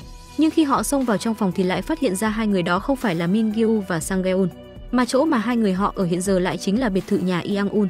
Lúc này Min Gyu còn đang cà khịa Sang Geun đây vốn là một tội ác hoàn hảo, nhưng giờ lại thêm tội bắt cóc nữa thì hoàn toàn đi luôn. Tuy nhiên Sang Geun lại nói rằng mình sẽ bắt đầu định nghĩa lại nghĩa của cái gọi là tội ác hoàn hảo. Họ rõ ràng đã biết được hung thủ là ai nhưng lại không thể bắt được người đó, đó mới chính là tội ác hoàn hảo của thần thánh. Sau đó anh ta liền nói hết toàn bộ kế hoạch của mình ra cho Min Gyu biết. Đầu tiên họ sẽ cải trang thành người Hồi giáo từ Trung Đông, dùng hộ chiếu giả bay đến Ả Rập. Cuối cùng lại chuyển chuyến bay đến Belarus. Ở đó không có chuyện dẫn phạm nhân về nước nên đợi chơi chán thì lại đổi thân phận rồi về Hàn Quốc. Để điều tra ra manh mối, Yang Un đã tìm đến một nhà phân tích tâm lý. Sau khi xem xong cách bố trí nhà Sang Geun, anh đoán rằng Sang Geun là một người có tính khoe mẽ. Anh ta là một người cho rằng bản thân là một thiên tài và sẽ không bao giờ bị bắt. Cho dù bị bắt thì cũng bày ra bộ dạng có giỏi thì bắt em đi, em ở đây này. Tiếp đó Jin Seong lấy ra một bức ảnh và nói rằng cả tòa nhà chỉ có cái này là không giống. Yang Un liền nói bức ảnh này được chụp khi Sang Geun đánh bại anh trong một cuộc thi bơi lội. Lúc đó Sang Geun tỏ ra vô cùng vui vẻ. Nhà phân tích tâm lý cho rằng anh ta đang muốn thu thập cảm xúc của mình những lúc đánh bại Yang Un. Thế là Yang Un lập tức nghĩ đến ngay hắn ta rất có khả năng đang trốn trong biệt thự nhà mình. Còn ở bên này Sang Geun đưa Yang Ju đến bể bơi, mở van nước trong bể ra rồi nói với Yang Ju, nơi đây sẽ đầy nước trong 1 giờ nữa và không biết trước lúc đó Yang Un có thể tìm thấy cô không. Sau đó anh ta để cô ở đó rồi rời đi. Cuối cùng Yang Un và Jin Seong đã đến biệt thự. Jin Seong vừa nhìn đã thấy có một bóng người đang giãy giụa trong bể bơi. Jin Seong vội nhảy vào trong nước và dưới sự giúp đỡ của Yang Un cuối cùng đã đỡ được Yang Ju dậy. Yang Un nói rằng ở đây hãy giao cho mình để Jin Seong mau chóng đi cứu Hiju. Do đó Jin Seong liền dẫn người đạp cửa tầng hầm và phát hiện ra Min Gyu cũng đang ở đây. Thì ra trước đó Sang Geun đã từng đưa Min Gyu đến căn phòng dưới tầng hầm. Tên Min Gyu mê gái thì ngoan ngoãn đem bữa tối đến cho Hiju và nói rằng cô chính là tác phẩm mà mình trân trọng nhất. Đồng thời chuẩn bị đợi sau khi Hiju dùng xong bữa tối cuối cùng này hắn sẽ đến từ từ thưởng thức. Nhưng khi hắn chuẩn bị rời đi thì lại phát hiện ra đã bị Sang Geun khóa lại. Bên trong Min Gyu ra sức hét qua cửa sổ, còn Sang Geun thì lại cầm chìa khóa đến bên cạnh cửa sổ. và nói rằng một trong hai người họ phải ít nhất có một người bị bắt thì như vậy Yang-un mới không mất mặt. Sau khi bị bắt, Min Gyu vẫn còn nhấn mạnh bố mình là nghị viên quốc hội và bảo cảnh sát mau chóng thả mình ra. Vì quá ngứa mắt với hắn nên Jin Seong liền cho hắn một cước và hỏi Sang Gae-un đi đâu rồi. Min Gyu liền cười nói với anh rằng một người phản bội người khác thì sao có thể nói cho người đó là mình đi đâu được chứ. Nhưng từ trong lời nói của hắn, Jin Seong đã hiểu ra Sang Gae-un không phải muốn lẻn qua biên giới mà là đang chuẩn bị lên máy bay rời khỏi đây.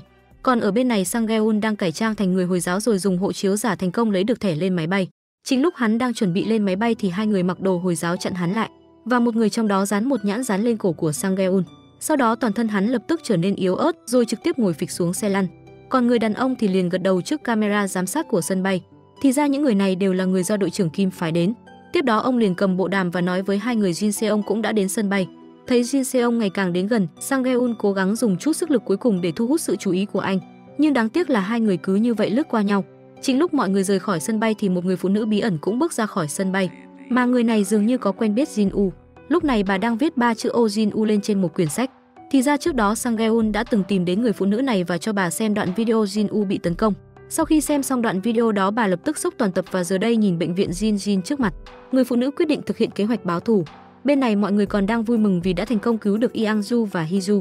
Thì Yang-un lại nhận được thông báo thi thể của Sang Gae-un đã được phát hiện ra ở vùng ngoại ô. Đội điều tra lập tức đến hiện trường, phát hiện ra chiếc xe đã bị cháy đen đến mức không thể nhận dạng được. Nhân viên tìm kiếm chứng cứ đã tìm thấy một quyển hộ chiếu cùng một chiếc điện thoại ở gần đó, mà người trên hộ chiếu lại chính là Sang Gae-un. Các bác sĩ pháp y đã tiến hành khôi phục lại những mảnh xương được tìm thấy tại hiện trường. Mặc dù xương và dấu vân tay đã bị hủy do nhiệt độ cao, nhưng từ trong hồ sơ nha khoa pháp y vẫn xác nhận được nạn nhân chính là Sang Gae-un. Jin Seong cảm thấy điều này là không thể. Lúc này Yang-un cũng mở điện thoại của Sang Gae-un ra. Bên trong có một đoạn video, trong đó chứa nội dung Sang Gae-un còn đang bày tỏ cảm xúc không muốn sống trên đời này, đồng thời còn nói lời tạm biệt cuối cùng với Yang-un nữa. Còn ở bên này, người phụ nữ bí ẩn hẹn mẹ Yang-un đến một nhà hàng. Khi bà vừa ngồi xuống thì cô liền lấy ra một bức thư mà bên trong chính là chi phí xử lý hậu quả mà mẹ Yang-un đã đưa cho mình năm đó. Nhưng bản thân không hề dùng tới nên bây giờ bà mang trả lời nguyên vẹn cho mẹ Yang-un. Lần này quay trở lại, bà sẽ nói với bố của Yang-un con trai của ông vẫn còn sống rất tốt. Mẹ Yang-un rất nghi ngờ sao bà lại chọn lúc này thì người phụ nữ bí ẩn liền nói rằng vì lần này bà sắp tổ chức một cuộc triển lãm ở Hàn Quốc và định mời mẹ Yang-un và con trai Jin-u đến. Bà cảm thấy đã đến lúc để Jin-u gặp người nhà thực sự của mình rồi. Đối với sự xuất hiện đột ngột của người phụ nữ bí ẩn này, mẹ Yang-un có chút lo lắng. Nhưng may mắn là bà vẫn chưa biết con trai mình đã qua đời. Còn bên văn phòng công tố, Yang-ju muốn đứng ra tiến hành thẩm vấn Min Gyu. Cô hỏi hắn bắt đầu từ khi nào đã cùng Sang Gae-un lên kế hoạch cho vụ án xiên người liên hoàn. Min Gyu vẫn chưa biết, quay đầu là bờ nói rằng mình mới là nạn nhân. Trước một năm khi vụ án xảy ra, có một ngày Sang Gae-un đột nhiên đến phòng khám tìm mình. Sau đó trong hai người lúc uống rượu, Min Gyu đã nói đến quan hệ của mình với vợ. Hiện giờ hai người đã như nước với lửa nên cần có một người phải lên đường. Anh chỉ thuận miệng hỏi Sang Gae-un có quen sát thủ nào không. Ban đầu Sang Gae-un thật sự lên mọi kế hoạch cho anh ấy. Min Gyu cảm thấy mình bị Sang Gae-un nắm thóp rồi. Sau đó Sang Gae-un đề nghị anh ta lợi dụng vụ án xiên người hàng loạt để thoát khỏi diện tình nghi. Nếu chỉ xiên vợ anh ta thì người bị nghi ngờ đầu tiên sẽ là Min Gyu với tư cách là người chồng. Còn nếu biến vợ anh ta trở thành nạn nhân của vụ án xiên người hàng loạt thì có thể gây ra tội ác hoàn hảo. Mà anh ta đã tìm con cừu thế mạng thay Min Gyu rồi, người này chính là Lee Yang. Lee Yang thành công vào làm việc tại phòng khám của Min Gyu. Nhờ sự giúp đỡ của Sang Gae-un mà Min Gyu lúc này vẫn đang muốn đẩy hết tội danh cho Sang Gae-un và Lee Yang. Anh ta nói rằng mọi chuyện đều do Sang Gae-un sai khiến Lee Yang thực hiện. Yang-ju lấy điện thoại ra, bên trong chính là đoạn video Min Gyu hạ sát vợ mình mà cô tìm được ở nhà Sang Gae-un. Min Gyu xem xong video thì lập tức điên lên, anh ta bắt đầu chửi bới Sang Gae-un là kẻ khốn nạn. Sau khi trò chuyện với luật sư xong, Min Gyu thừa nhận chuyện anh ta hạ sát vợ. Hôm đó anh ta đưa Lee Eun-beul đến hộp đêm, cố ý ve vãn một lúc trước camera để tạo chứng cứ ngoại phạm. Lúc này Sang Gae-un đã mang hung khí đến phòng triển lãm trước. Sau đó Min Gyu lén lút ra ngoài từ cửa sau hộp đêm, trong đó không có camera và cách phòng triển lãm rất gần. Sau đó anh ta lấy hung khí đã chuẩn bị sẵn và đi vào phòng triển lãm. Anh ta nhân lúc vợ mình không chú ý khống chế tiêm thuốc gây mê cho cô ta. Cuối cùng anh ta hạ sát vợ mình một cách tàn nhẫn. Chỉ là anh ta không biết rằng những chuyện này đều bị Sang Gae-un trốn ở sau cánh cửa quay hết lại. Min Gyu nói rằng đây là chân tướng của vụ án, còn về hai vụ án trước là do Lee Yang làm. Yang-ju nói rằng Sang Gae-un khai với phía công tố đều do Min Gyu làm. Nhưng bây giờ anh ta lại nói rằng đều do Lee Yang làm. Cô cảm thấy Min Gyu muốn giảm tội danh nên cố ý đẩy tội ác cho Lee Yang. Nhưng Min Gyu nói rằng thật sự không phải do anh ta làm. Nếu là anh ta thì tên khốn nạn Sang Gae-un sao có thể không quay lại video chứ. Cuối cùng vụ án xiên người hàng loạt đã được phá. Min Gyu bị khởi tố vì tội hạ sát người và là đồng phạm trong vụ sát nhân hàng loạt. Về việc Sang Gae-un đã hóa thành tro bụi nên không có quyền khởi tố. Nhưng Yang-un lại cảm thấy chuyện Sang Gae-un ra đi rất đáng nghi. Bộ trưởng lại nói rằng Giang và Di Ảnh đều chứng thực đây là vụ tự đi gặp các cụ. Hơn nữa bài báo vụ án liên quan đến Sang Geun đã công khai, khó khăn lắm người dân mới hết lời khen ngợi. Yang Ju cũng cảm thấy Sang Geun là người chứng kiến vụ án Jin Woo bị xiên, không loại trừ khả năng anh ta bị giết hoặc ngụy tạo thành tự dừng cuộc chơi. Lần này công tố viên trưởng lại đồng ý để Yang Un điều tra chuyện này, nhưng điều kiện là hy vọng Yang Un nghỉ ngơi vài ngày. Một hôm mẹ của Jin Seong đã mơ thấy Jin Woo vào đêm qua, nên bà mới nhớ ra hôm nay là sinh nhật của Jin Woo. Mẹ Yang Ju thấy bà đang làm canh rong biển thì tò mò rằng hôm nay là sinh nhật ai. Mẹ Jin Seong nói rằng hôm qua bà mơ thấy Jin Woo nên mới nhớ ra hôm nay là sinh nhật của anh ấy. Mẹ Yang Ju nói rằng không phải đã qua sinh nhật của Jin Woo rồi sao? Bà ấy nhớ Jin Woo và Jin Seong sinh cùng ngày. Mà lúc này mẹ của Jin Seong mới nói cho bà ấy rằng thật ra sinh nhật của Jin Woo là hôm nay. Trước đây bà muốn tiện lợi nên bảo Jin Woo và Jin Seong cùng sinh nhật. Mẹ Jin Seong nói rằng chuyện này tuyệt đối không được để Jin Seong biết, nếu không bà khó nói với cậu con trai mình. Mẹ Yang Ju nói rằng mình nhất định kín miệng số một cái làng này. Trước mắt ra khỏi cửa thì bà đã nói với bác sĩ Chu. Bác sĩ Chu nói rằng tối nay ông ta sẽ chuẩn bị tiệc sinh nhật cho Jin Woo. Jin Woo thích ăn bánh ngọt nên để ông ta chuẩn bị buổi tối. Mẹ Jin Seong chuẩn bị một bàn thức ăn, bác sĩ Chu cũng mang bánh ngọt mà Jin Woo thích ăn đến. Lúc ba người đang chuẩn bị bắt đầu tiệc sinh nhật thì Jin Seong và Yang Ju trở về nhà. Jin Seong nhìn thấy một bàn đầy món ăn thì tò mò rằng hôm nay là sinh nhật ai. Mẹ Jin Seong và mẹ Yang Ju đồng thời lên tiếng nói rằng là sinh nhật của bác sĩ Chu. Dưới sự ép hỏi của Jin Seong, mẹ Yang Ju tự khai ra rằng hôm nay là sinh nhật của Jin Woo. Mẹ Jin Seong vội vã giải thích dạo này mẹ Yang Ju già rồi nên hồ đồ, thường xuyên nhớ sai ngày. Jin Seong nhìn những món ăn trên bàn đều là món ăn yêu thích của Jin Woo. Thậm chí bánh sinh nhật cũng là bánh sinh nhật bạc hà mà Jin Woo thích. Khi nhìn thấy mọi thứ này, mẹ Yang Ju vội vã kéo mọi người đi. Lúc này mẹ Jin Seong mới nói ra sự thật, thật ra Jin Woo không phải em trai ruột của Jin Seong. Năm đó lúc bà mang thai, Jin Seong đã ở Seoul, lúc đó có một học sinh rất trầm tính sống bên cạnh nhà họ. Cha mẹ cô ấy nợ rất nhiều tiền, sau đó lại xảy ra chuyện ngoài ý muốn trên. Bố mẹ đều chết, cô ấy vừa đi làm thêm vừa học đại học. Mẹ Jin Seong thấy cô đáng thương nên thường gọi cô đến nhà ăn cơm. Sau đó họ dọn về quê thì mẹ Jin Seong đã tặng cho cô ấy một đôi giày da xinh đẹp và đưa cho cô ấy địa chỉ quê nhà. Bà nói với cô ấy rằng nếu không sống nổi thì có thể đến theo địa chỉ này tìm mình. Vào một buổi chiều nhiều năm sau, cô gái đưa một đứa trẻ đến trước mặt bà. Cô ấy không tránh được vận mệnh bi thảm. Sau đó mẹ Jin Seong nhận cô ấy và làm thêm trong quán ăn cho đến hôm họ đi qua bờ biển. Mẹ Jin Seong thấy cô ấy cứ đờ đẫn nhìn biển cả, bà hiểu rõ trong lòng cô ấy chắc chắn vô cùng đau khổ. Nhưng không ngờ mấy ngày sau cô gái đã nhảy xuống biển. Do không tìm thấy thi thể nên cảnh sát xử lý theo quy định. Lúc đó bà không nhẫn tâm đưa Jin Woo đến trại trẻ mồ côi. Sau đó lúc bà đăng ký ngày sinh cho Jin Woo, nhưng vì không biết ngày sinh của Jin Woo nên bà đành lấy ngày sinh giống ngày của Jin Seong. Khi sắp xếp lại di vật của mẹ Jin Woo mới phát hiện ngày sinh thật của Jin Woo. Sau đó Jin Woo học cấp 3, mẹ ruột của anh ấy đột nhiên xuất hiện, hóa ra lúc đó cô ấy nhảy xuống biển nhưng được một người nghèo cứu sống. Sau đó hai người kết hôn. Jin Seong cảm thấy lạ vì sao Jin Woo không rời đi cùng mẹ ruột của mình. Lúc đó Jin Woo nói rằng muốn sống cùng bọn họ. Mẹ Jin Seong nói rằng nếu lúc đó Jin Woo rời đi thì có lẽ anh ấy sẽ không phải chịu cảnh đau thương như vậy. Jin Seong kể chuyện này cho Yang Ju, anh rất tự trách vì không chăm sóc tốt cho Jin Woo. Ngược lại Jin Woo là em trai lại luôn chăm sóc anh. Người làm anh như anh lại không biết em trai qua đời thế nào, anh không xứng đáng làm anh trai. Yang Ju ở bên cạnh an ủi Jin Seong, anh chính là anh trai của Jin Woo. Cô bảo Jin Seong đừng tự trách mình, nếu Jin Woo nhìn thấy anh như này thì sẽ đau xót nhường nào. Jin Seong nói rằng anh nhất định sẽ điều tra vụ Jin Woo chết như nào. Bên kia Yang Woo nói với bố mẹ rằng mình muốn kết hôn với Yang Ju. Bố mẹ anh nghe thấy tin tức này thì vô cùng bất ngờ, bởi vì con dâu đúng ý trong lòng họ là Hee Ju, con gái của công tố viên trưởng Yang Woo. Anh vọng bố mẹ có thể tôn trọng sự lựa chọn của anh. Sau đó liền đi về quê để tìm Yang Ju.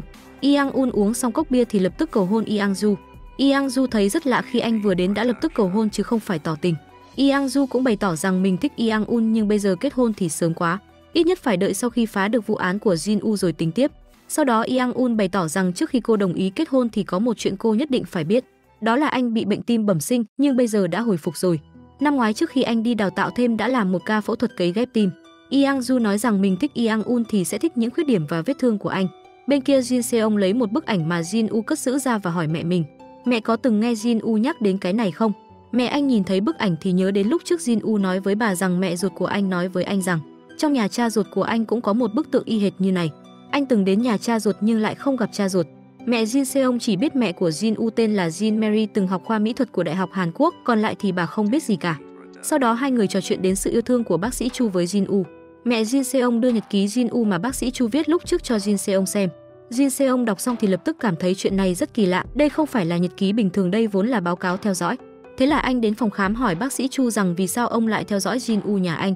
Bác sĩ Chu ấp úng trả lời rằng là tổ trưởng Kim của bệnh viện Jin yêu cầu ông làm. Sau đó ông ấy lấy ảnh của tổ trưởng Kim ra, Jin Seong phát hiện tổ trưởng Kim chính là cái người luôn xử lý công việc giúp nhà Yang Woo. Sau đó Jin Seong hẹn gặp tổ trưởng Kim, anh hỏi đối phương rằng vì sao lại bảo bác sĩ Chu theo dõi Jin Woo. Tổ trưởng Kim đọc nhật ký theo dõi xong thì nói rằng đây là một hạng mục nghiên cứu của bệnh viện Jin. Lúc Jin Seong nói rằng muốn xem tài liệu nghiên cứu thì tổ trưởng Kim từ chối anh vì bí mật thương mại. Vì thế Jin Seong lại hỏi ông ta rằng hôm Jin Woo bị hại thì ông ta ở đâu. Sau khi tổ trưởng Kim kiểm tra lịch trình thì nói với Jin Seong rằng hôm đó ông ta không có ở nơi đó. Sau đó ông đưa danh thiếp cho Jin Seong và nói rằng nếu cần thì ông ta có thể hợp tác điều tra. Jin Seong trở về sở cảnh sát đã phân tích với đồng nghiệp. Tổ trưởng Kim đều trả lời trôi chảy, mọi chuyện dường như đã chuẩn bị từ trước vậy. Điều này càng khiến Jin Seong nghi ngờ. Đồng nghiệp nói rằng anh điều tra được tổ trưởng Kim từng là thành viên của bộ phận lính đặc chủng và anh đang liên hệ với đồng đội cũ để lấy tài liệu. Ngày hôm sau, Chae Suk ở Bộ Giao thông gia nhập tổ trọng án thông qua các kênh bí mật của mình. Anh ấy điều tra được bác sĩ Chu từng bị khởi tố vì sự cố y khoa. Sau đó bệnh viện Jin giúp ông ta lo liệu việc này. Lúc này một luật sư đột nhiên đến tổ trọng án, anh ta là luật sư cố vấn của Sang Geun, đồng thời cũng là người thừa kế của anh ta. Mặc dù có thỏa thuận thừa kế nhưng mọi người vẫn rất nghi ngờ. Bình thường đều là người nhà và người thân thích trở thành người thừa kế. Vì sao tài sản của Sang Geun lại để luật sư thừa kế chứ? Luật sư Hong giải thích rằng mẹ của anh và mẹ của Sang Geun là bạn tốt, còn Sang Geun không có người thân nào khác ngoại trừ anh ta ra. Anh ta nhớ đến trước đây Sang Geun gọi anh ta ra quán bar và bảo anh là người kế thừa tài sản của cậu ấy. Lúc đó luật sư Hong còn cho rằng anh ta chôn Việt Nam, cho đến khi Sang Geun nói rằng rằng một ngày nào đó đột nhiên biến mất. Anh ta muốn trước khi biến mất tìm một người thừa kế tài sản của anh ta. Mặc dù không nhiều nhưng anh ta cũng không muốn bị tịch thu, nhưng anh ta có một điều kiện. Anh ta hy vọng vào ngày giỗ của mẹ luật sư Hong có thể đến thăm mộ một chút. Luật sư Hong nói với nam chính rằng trước đây mẹ của anh ta và mẹ của Sang Geun đều là người mẫu. Buổi tối Jin Seong kể chuyện điều tra mấy ngày hôm nay cho Yang Du. Anh cảm thấy tổ trưởng Kim nhắc đến kế hoạch nghiên cứu của bệnh viện nhất định là giả. Jin Seong muốn ngày mai chia sẻ những chuyện này với Yang Un. Yang Du sợ Yang Un không chịu được sự đả kích này. Vì lúc trước anh từng làm phẫu thuật cấy ghép tim, Yang Du kể chuyện Yang Un bị bệnh tim bẩm sinh và năm ngoái làm phẫu thuật tim cho anh ta. Jin Seong cũng cảm thấy tự trách vì mâu thuẫn giữa anh và Yang Un lúc trước. Yang Du bảo anh đừng tự trách bản thân, có tin tức mới nhất thì nói với anh ấy. Ngày hôm sau, Jin Seong tìm được thành viên cũ của tổ trưởng Kim nhờ đồng nghiệp giúp đỡ. Ông ta nói với mọi người rằng tổ trưởng Kim là người giỏi nhất trong đội lính đặc chủng. Các bài kiểm tra đều luôn đạt điểm tối đa. Cuối cùng bị thương trong một lần hành động ở nước ngoài. Lúc ông ta đang cận kề cái chết, may mà mẹ của Yang Un của bệnh viện Jin đã cứu sống ông ta. Sau đó ông ta rời khỏi đội lính đặc chủng và không có tin tức gì nữa. Thành viên cũ vốn muốn mời tổ trưởng Kim đến livestream của mình, ngay cả tiêu đề cũng nghĩ xong rồi. Người đàn ông dũng cảm Andrew. Lúc này Jin Seong đột nhiên nhớ đến lúc trước anh điều tra chiếc cúp bản giới hạn, từng nhìn thấy chữ Andrew trong danh sách mua hàng. Anh lập tức bỏ lại mọi người và chạy đến cửa hàng trang phục. Jin Seong xem lại tài liệu khách hàng mua chiếc cúp đó, phát hiện thật sự có người tên Andrew, nhưng số điện thoại trên tài liệu lại khác với số điện thoại của tổ trưởng Kim. Dưới sự nhắc nhở của nhân viên bán hàng, Jin Seong dùng điện thoại của cửa hàng để gọi số điện thoại trên tài liệu. Hóa ra tổ trưởng Kim mới là hung thủ hãm hại Jin Woo. Jin Seong trở về cục cảnh sát kể kết quả điều tra của anh cho mọi người. Kẻ tập kích Jin Woo chính là tổ trưởng Kim, mà nguyên nhân ông ta làm như vậy chắc chắn là mệnh lệnh của mẹ Yang Un. Trước đó anh từng nghe Yang Du nhắc đến lúc Jin Woo hiến tặng nội tạng, thì vừa hay Yang Un làm phẫu thuật cấy ghép tim. Anh nghi ngờ tổ trưởng Kim để Yang Un có thể thuận lợi phẫu thuật cấy ghép tim, nên mới tấn công Jin Woo để Jin Woo xuất hiện dấu hiệu chết não. Ông cảnh sát cảm thấy Jin là bệnh viện lớn nhất cả nước, tìm một trái tim tương thích cho công tố viên Cha chắc hẳn không khó. Nếu Jin Woo có liên quan đến ca phẫu thuật cấy ghép tim của công tố viên Cha, vậy thì vì sao chứ? Vì sao lại cứ nhất định phải là tim của Jin Woo? Hơn nữa, vì sao chắc chắn rằng Jin Woo có thể tương thích thành công? Nam chính bảo họ điều tra người nhận hiến tim của Jin Woo trước. Lúc này Jin Seong nhận được cuộc gọi của mẹ mình, có người gửi cho Jin Woo một thiệp mời triển lãm. Thiệp mời giống hệt bức ảnh mà Jin Woo để lại. Jin Seong quyết định đến chào hỏi vị họa sĩ này. Jin Seong đến hội trường và hỏi cách thức liên hệ của họa sĩ Mary từ phía người phụ trách, nhưng anh bị từ chối vì vấn đề riêng tư. Jin Seong nghe lén thấy họa sĩ Mary có buổi phỏng vấn độc quyền vào thứ Tư. Vì thế anh hẹn gặp Hee-ju, muốn điều tra số điện thoại của Mary từ bạn bè, phóng viên của cô. Trong lúc nói chuyện, Jin Seong biết được một manh mối quan trọng từ phía Hee-ju. Tượng điêu khắc trong ảnh y hệt với tượng điêu khắc của nhà Yang Un. Jin Seong đến công ty thiết kế nhờ sự giúp đỡ của Hee-ju. Người phụ trách xem xong bức ảnh thì nói rằng đây là tượng điêu khắc của chủ tịch Cha. Năm đó họ đề cử rất nhiều tác phẩm, cuối cùng chủ tịch Cha chọn một tác phẩm của thực tập sinh. Lúc đó còn có tin đồn về chủ tịch Cha và thực tập sinh đó. Jin Seong hỏi anh ta rằng thực tập sinh kia có phải tên là Jin Marie không? Người phụ trách khẳng định với anh rằng đúng là tên này. Jin Seong đang chuẩn bị rời đi thì nhận được tin nhắn mà Hee-ju gửi đến, vì thế anh lập tức gửi tin nhắn cho Marie để nói với cô rằng mình là anh trai của Jin Woo và hy vọng có thể gặp cô ấy. Marie kiểm tra lịch trình của mình rồi mới trả lời Jin Seong rằng 7:30 tối nay gặp. Buổi tối Jin Seong đến khách sạn theo lịch hẹn, vừa hay anh gặp tổ trưởng Kim đang chuẩn bị rời đi.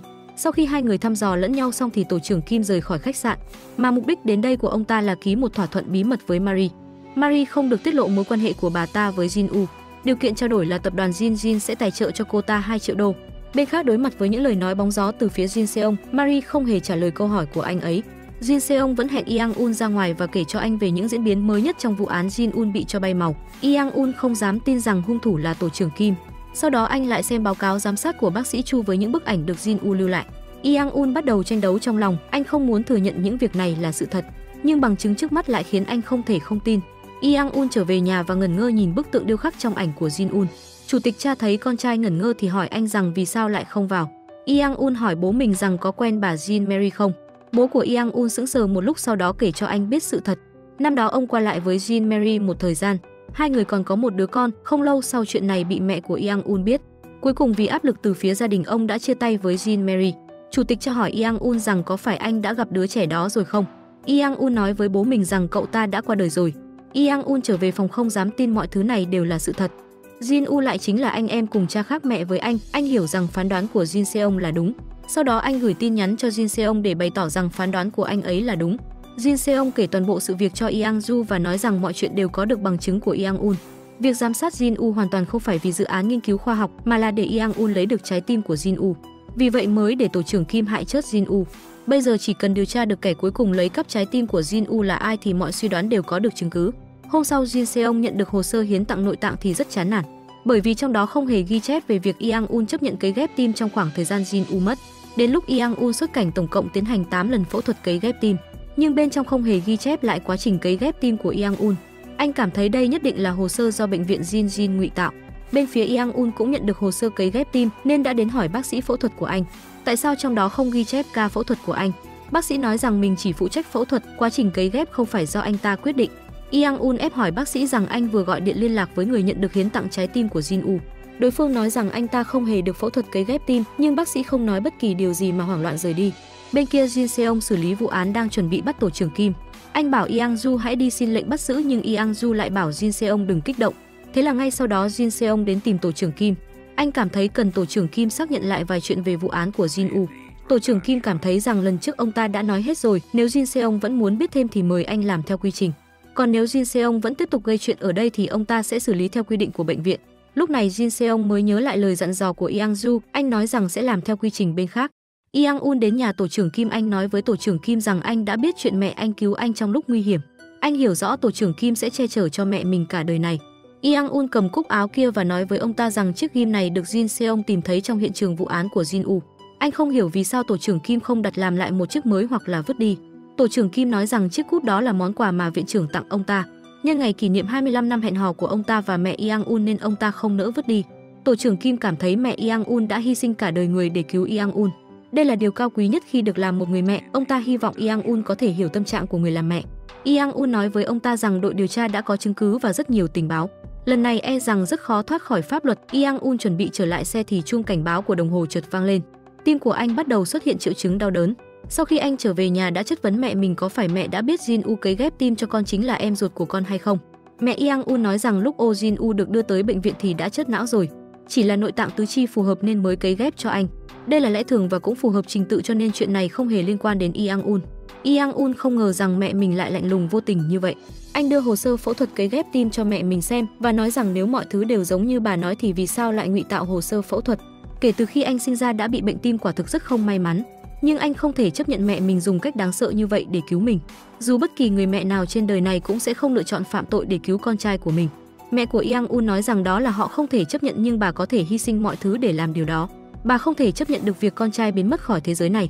Lẽ nào bà phải nhìn thấy Yang Un tự sinh tự diệt sao? Nhưng Yang Un lại cảm thấy để anh tự sinh tự diệt còn hơn. Bây giờ anh trở thành một thằng anh trai vô liêm sỉ cướp đi mạng sống của em mình. Sau khi Yang Un rời đi, chủ tịch Cha hỏi vợ mình rằng có phải ngay từ đầu bà đã lên kế hoạch cấy ghép tim của Jin U không? Nhưng mẹ của Yang Un nói rằng tìm được người phù hợp nhất với Yang Un là trách nhiệm của bà. Cho dù người phù hợp nhất là chủ tịch Cha thì kết quả cũng không hề thay đổi. Sau đó chủ tịch Cha tìm Yang Un để giải bày tâm sự. Ông nói với con trai rằng mẹ anh không thể ngủ quá 2 tiếng mỗi ngày mỗi tối trong suốt 20 năm nay.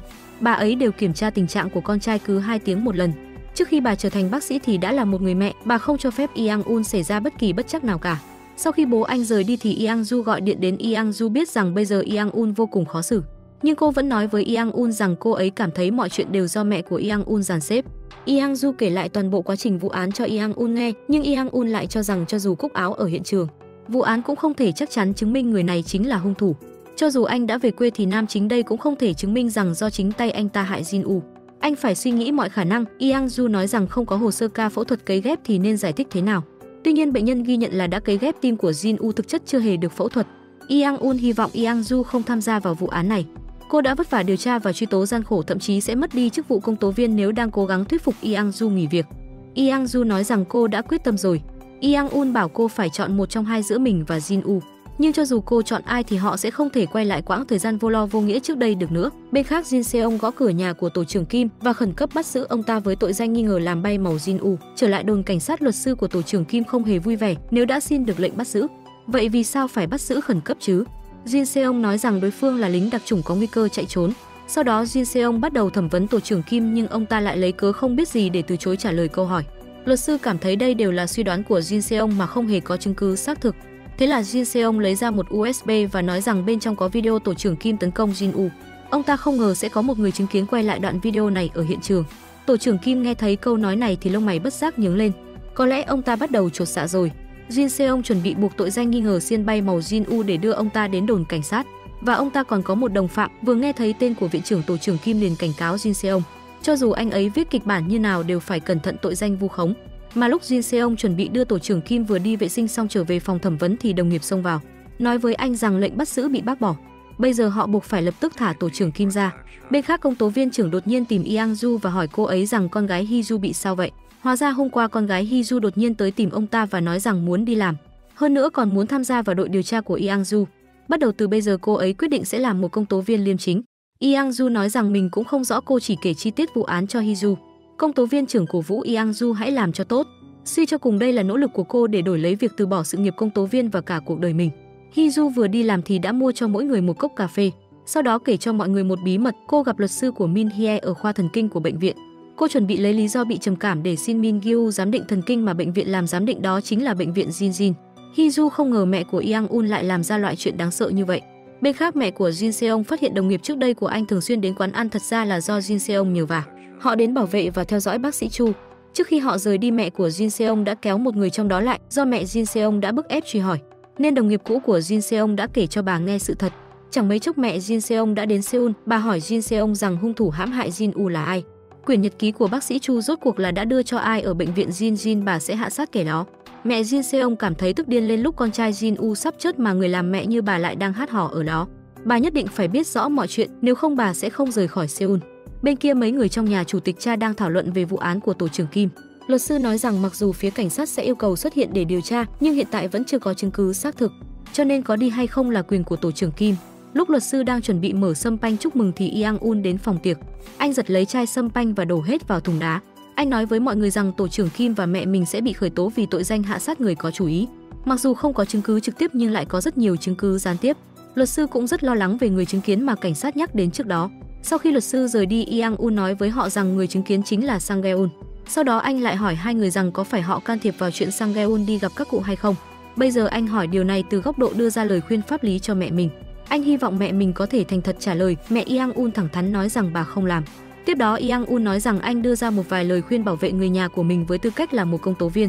Bây giờ chỉ có sự thật đó là Jin Woo là con riêng của bố mình, bắt buộc phải khiến mẹ ruột của anh ta không được nói bậy bạ. Mẹ Yang Un nói rằng kẻ thấp hèn có thể bán con vì tiền, bà đã trả cái giá đủ để bà ta ngậm miệng rồi. Lúc này Yang Ju cũng nghĩ đến chuyện tìm Marie làm nhân chứng để chứng minh tổ trưởng Kim biết Jin Woo là con riêng của chủ tịch Cha, sau đó nộp đơn xin lệnh bắt giữ vì tội âm mưu phạm tội. Ngày hôm sau, mẹ Yang Un không an tâm nên đã đến khách sạn tìm Marie. Bà ta muốn nói chuyện với Marie. Marie lại bảo mẹ Yang Un đợi bởi vì bà ta đã có hẹn với người khác mà người hẹn gặp chính là Jin Seong. Marie vừa đến đã nói rằng Jin Woo bị bệnh viện Jinjin hãm hại và hỏi vì sao Sang Gae-un lại qua đời. Điều này khiến Jin Seong vô cùng kinh ngạc bởi vì đối phương lại quen biết Sang Gae-un. Marie nói với Jin Seong rằng thật ra trước khi bà trở về đã biết chân tướng chuyện Jin Woo bị hại rồi. Trước đó Sang Gae-un đến tìm bà với tư cách là phóng viên và cho bà xem video Jin Woo bị hại. Marie biết được Jin Woo bị hại thì vô cùng sửng sốt, sau đó Sang Gae-un lại cho bà xem đoạn video khác. Trong video, Marie biết được chuyện cấy ghép tim cho Yang Un.